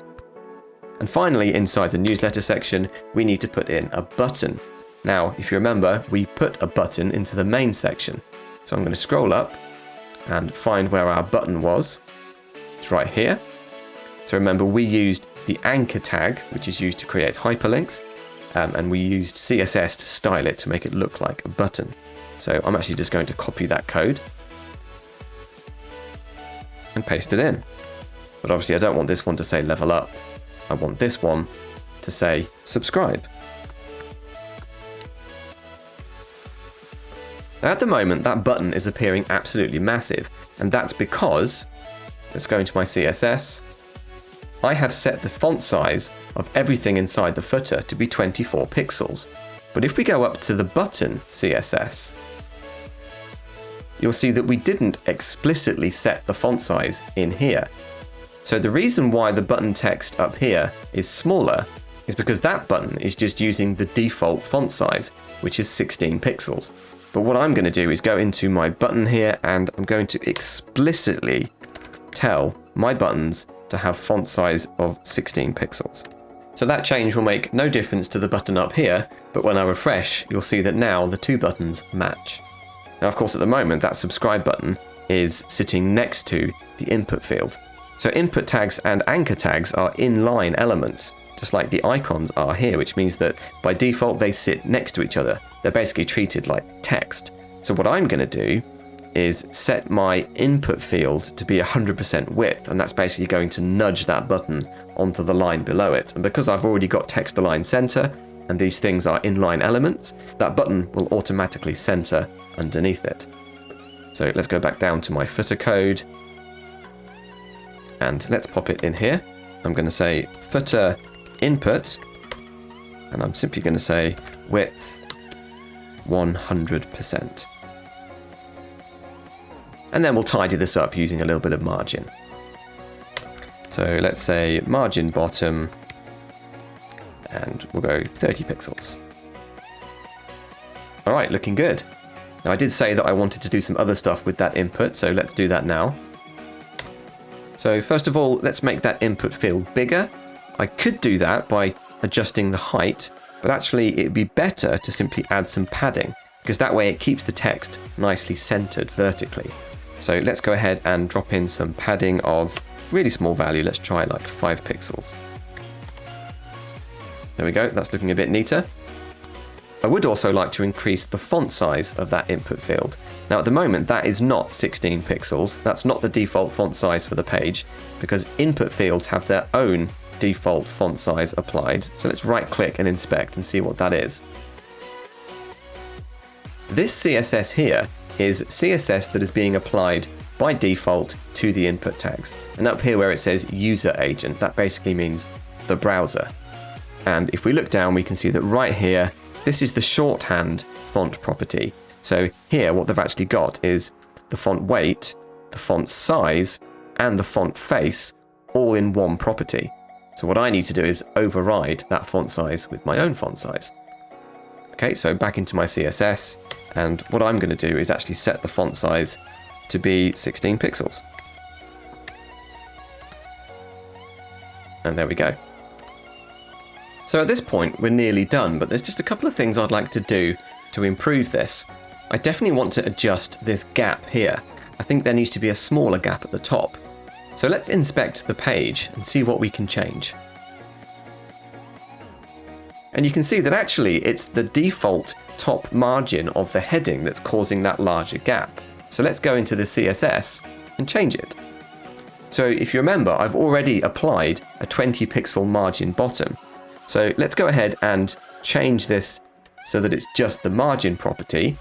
And for the first value, I will leave it at 20 pixels. And for the second value, I will put 0. So remember, when you use just two values in margin and padding, the first value is top and bottom, and the second value is left and right. So 20 pixels margin above and below the heading, but no margin on the left and the right. And there's one final thing that I'd like to do in the footer. When I hover over the icons up here, you can see that they turn yellow. Well, I'd like the icons here to do that as well. So let's just take a look at those icons in the HTML. So we can see that the icons are using the I tag. Now, because of the way that Font Awesome icons are coded, I can't simply use I hover in the CSS. It doesn't work. You actually need to apply that hover pseudo class to a parent element. So in order to make this work, in order to make it so that I can hover over these icons and change their color, I simply need to put each of these icon tags inside something else. And the most obvious candidate here is the span tag. So I'm going to go ahead and wrap all of these icons inside a span. So now I can head over to my CSS, find a suitable place to put this, and what I'm going to say is footer span, there's that pseudo class, and I want the color when they're hovered over to be that yellow color. And so now when I hover over them, they turn yellow. I could also go in here and drop in the cursor pointer. There we go.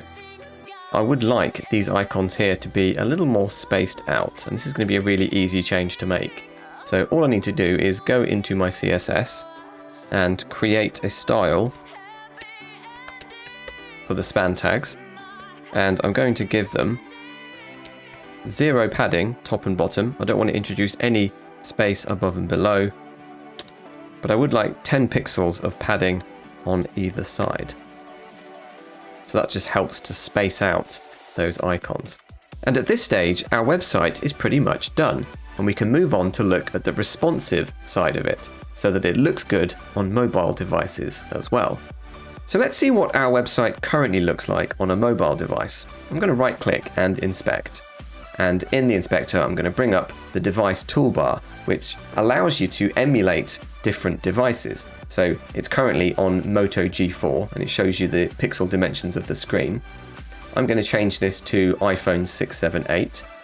Incidentally, if you use the 3 dots up here, you can actually switch on a device frame so that you can see how it actually looks on a real phone. And at the moment, we can see that the website's basically broken, isn't it? The navigation is rubbish. We've got this big white bar here. It's struggling to squeeze all of these columns onto the screen. Stuff going off, it just looks naff. But with one simple change, I can improve this and make it look much, much better. Now, if you remember that we created our column layouts by applying display flex to the parent. So I'm going to head over to my CSS, going to open up the features section, click on the flex container there, and I'm just going to untick display flex so that we can see how this would look if that was not applied to the parent. And you can see that all of the divs, which were previously being treated as flex items, are now just regular block elements again.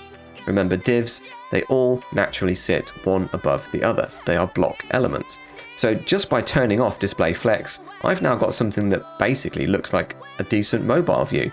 There's still some things that I need to tidy up, of course. The navigation is still broken, and I have spotted now that the left padding that we removed from just that one side, on reflection, I think it would be better if we just removed all the padding from there so that there was no gap at all. So let's start by just removing all of that padding, and to be honest, on the desktop view, I don't think we'll even notice that it's gone. But by removing all of the padding from the desktop view, it means that the desktop and mobile view will both work without us having to do anything else.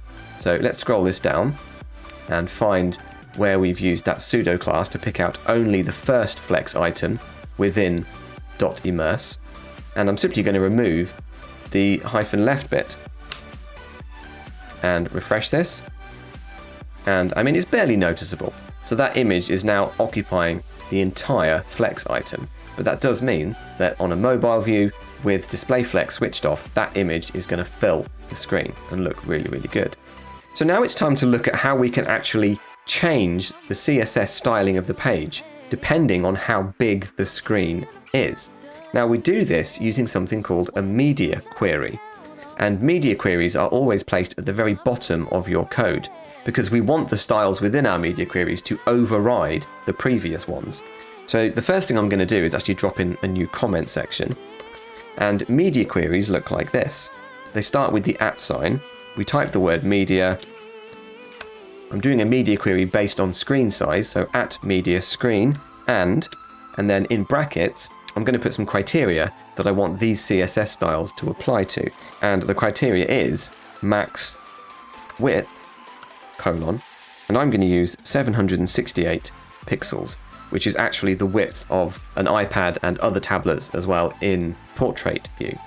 So on most websites, of course, you'd probably want multiple media queries so that you can get your website looking exactly the way you want it on varying different screen sizes.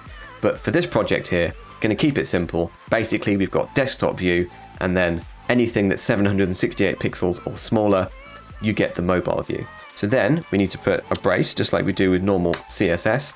And in here, what I'm actually going to do is override the flex container class that I've already created further up in my CSS.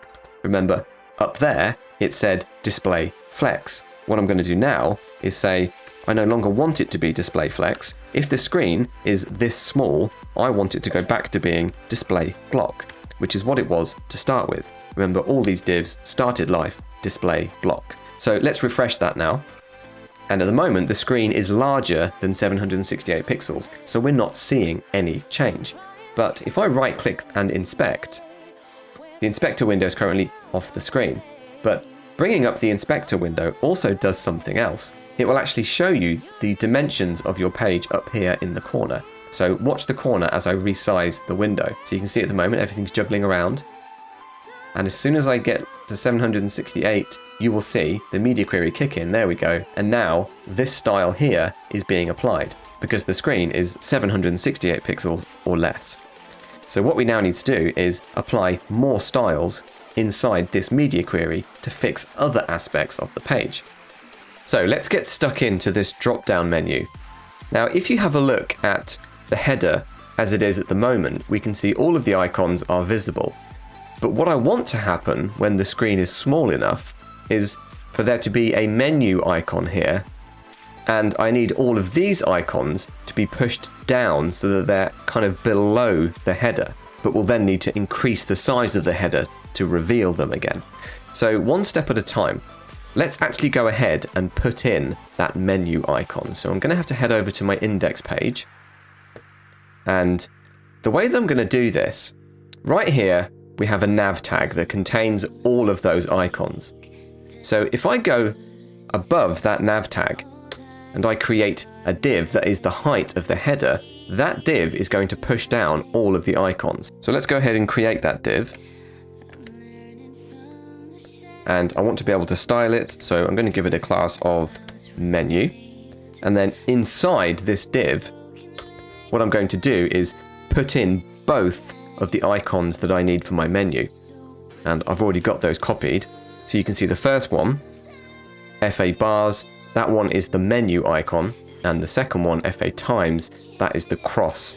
And what we'll do, of course, is switch between those two icons. So let's see what that looks like right now. You can see that they're just kind of shoved up here. It doesn't look like we want it to at all, but it will. So what I want to do now is head over to my style. Remember, this was menu, so I'm going to be styling .menu. It's in my header, so I'm going to scroll up to where the header section is. And I'm going to put it just here. And what I need to do is say .menu. And first of all, I'm going to set the height to be the same as the header, 80 pixels. And that, just that one style, is going to push all of those icons down out of the header. There you go.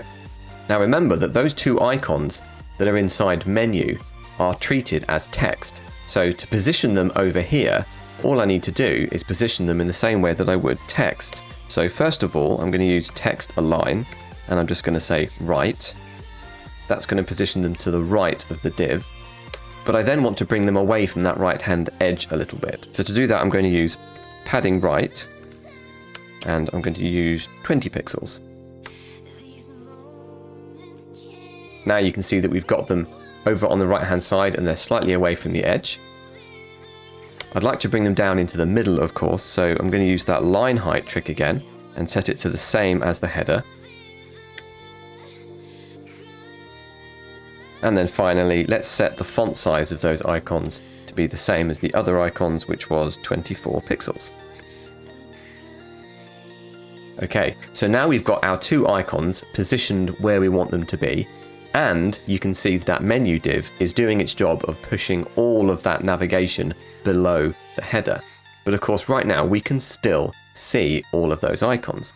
So what I'm going to do is head up to the header CSS, and I'm going to drop in an additional style, which is the overflow property. And the one that I'm looking for is overflow hidden. And that basically will hide anything that spills out of the element. So now you can see that those icons are hidden. I'm just going to dive into my header code again. Let's say that the height wasn't 80 pixels. Let's say that it was actually 160 pixels. And now when I refresh the page, you can see that when the header is twice as big, it reveals those icons. And that gives us a bit of a clue as to what we need to be doing when you click on that menu button. We need the height of the header to double so that it reveals the icons below. Anyway, for now, let's pop that back to 80. So I did say that we'd have to use some JavaScript in order to get this menu fully working. And the basic idea is that when you click on the menu button, it's going to apply a class to the header. It's going to go into the HTML and add in an additional class. And that class is the one that's going to extend the height of the header. So what I'm actually going to do is create that class now. So I'm going to go below my header, and I'm going to say header dot dropped. Now what this means is apply these styles to a header element that has the class of dropped on it. And what I want to do is essentially override the current height property of the header with the new property, which is 160 pixels. Now at the moment, if I refresh this, it will do nothing. And that's because right now, that dropped class is not on the header. Let's go over to the index page. Here's the header. There is no class on it. But let's check that this works. Let's actually go in and hard code this. Let's put in class equals dropped. And now when I refresh the page, you can see that that header has dropped. It now has a height of 160 because that class is on the header. So what we're going to be doing basically is making it so when you click the menu button, this class is applied to the header programmatically using JavaScript. So let's delete that from there. And back to our CSS. But changing the height of the header is not the only thing that we need to do. We also need to fix the fact that right now, both of those menu icons are showing. And of course, we want them to switch. So what I'm going to do is target the times icon first. And I'm just going to tell it to display none. So that is basically going to hide the icon. So let's look at that. There we go. So that icon is now hidden. So what we can do is say, when the dropped class is applied to the header, we would like the menu icon inside the header to disappear.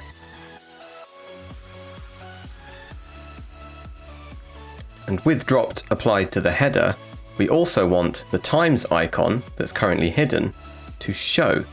And I'm going to do this by changing the display property to initial, which is basically saying set it back to what it was before I changed it. So let's just go over this one more time. So the times icon is going to be hidden by default as it is right now. But as soon as you click on the menu icon, it's going to apply the dropped class to header, which is going to increase its height. And then the menu icon inside the header is going to hide. And the times icon inside the header is going to show. So let's try this out by manually adding the dropped class again to the header. I'm going to head over here. I'm going to refresh the page, but imagine that you've just clicked the button. There we go. So we now have this class that we can apply to header, which does a few different jobs for us. It increases the height of the header, it hides the menu icon, and it shows the cross, the times icon. And of course, if we remove that class from the header, it will do the opposite and revert back to just the menu icon. So all that we need to do now is use a bit of JavaScript so that when you click on that menu icon, the dropped class is either added or removed from the header. So the element in my code that I need to be clickable, the element that's going to trigger the addition or removal of the dropped class on the header element, is going to be this div here. And to make it easier to target this div with JavaScript, what I'm going to do is go inside the opening tag and I'm going to add in an ID. So an ID is another way of attaching a name to an element. But typically it's used for JavaScript purposes, although you can also use IDs to style elements in CSS. But to be honest, you rarely need to, because that's what classes are for.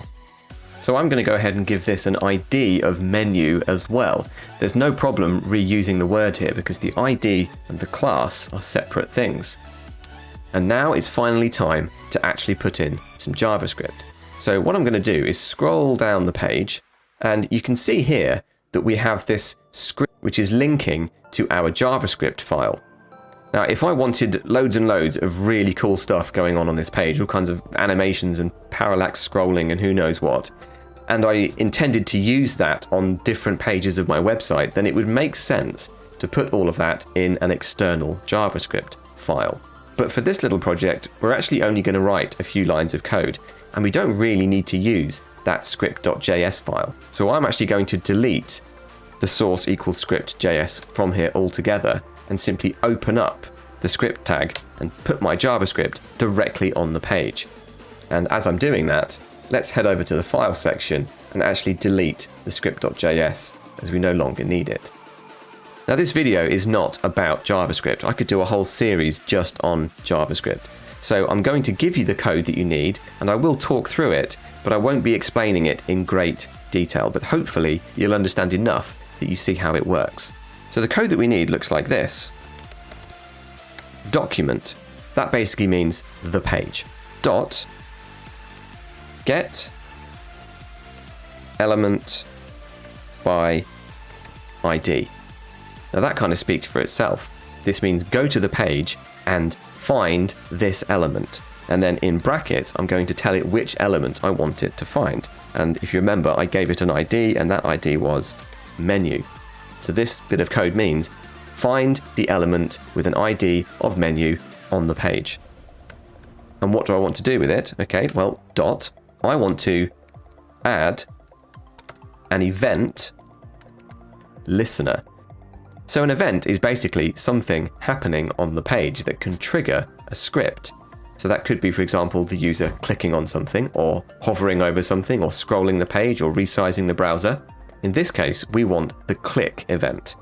So I'm going to put brackets here, and I'm now going to put in two things. The first one, I'm going to put click, because it's the click event that I want to add. Comma, and now I'm going to create a function, which is basically a chunk of code that I want to run when the click happens. So I'm going to type function, bracket, bracket, after the brackets, space, a brace, hit return. I'm now in between those two braces. And this is where I actually type the code that I would like to run when you click on that element with an ID of menu. And what I actually want to do, if you remember, is add the dropped class to the header element. But I need some way of picking out the header element. So what I'm actually going to do is scroll back up to the header, and I'm going to do exactly what I did to the menu div. I'm going to give it an ID. And to keep things simple, I'm just going to give it an ID of header. Back down to my JavaScript. So I can now say document dot get element by ID. This time it's going to be the header But remember, that's the ID I'm picking out here, not the tag name, although you can also get elements by tag name. Dot. Now, I'm not going to add an event listener this time. I'm not trying to make the header clickable. What I want to do is access the class list of that element and toggle the class dropped. So toggle, of course, means if it doesn't have the class, add it, and if it does have the class, remove it. And then finally, a semicolon. And that's it, that's our code finished. So now let's refresh the page and see if it works. I'm going to click the button. There we go, it applied the class. It removed the class, it's toggling the class. Now right now it's a bit clunky, it's kind of happening instantly, and I also don't like the way that those icons are bunched up to the right hand side, so we're going to have to do some other stuff to fix that as well. So let's head over to our CSS.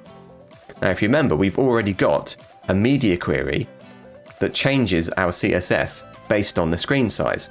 So if we are at this screen size, which means we're small enough to have the drop down menu, then I want to change the appearance of those icons. I want to spread them out.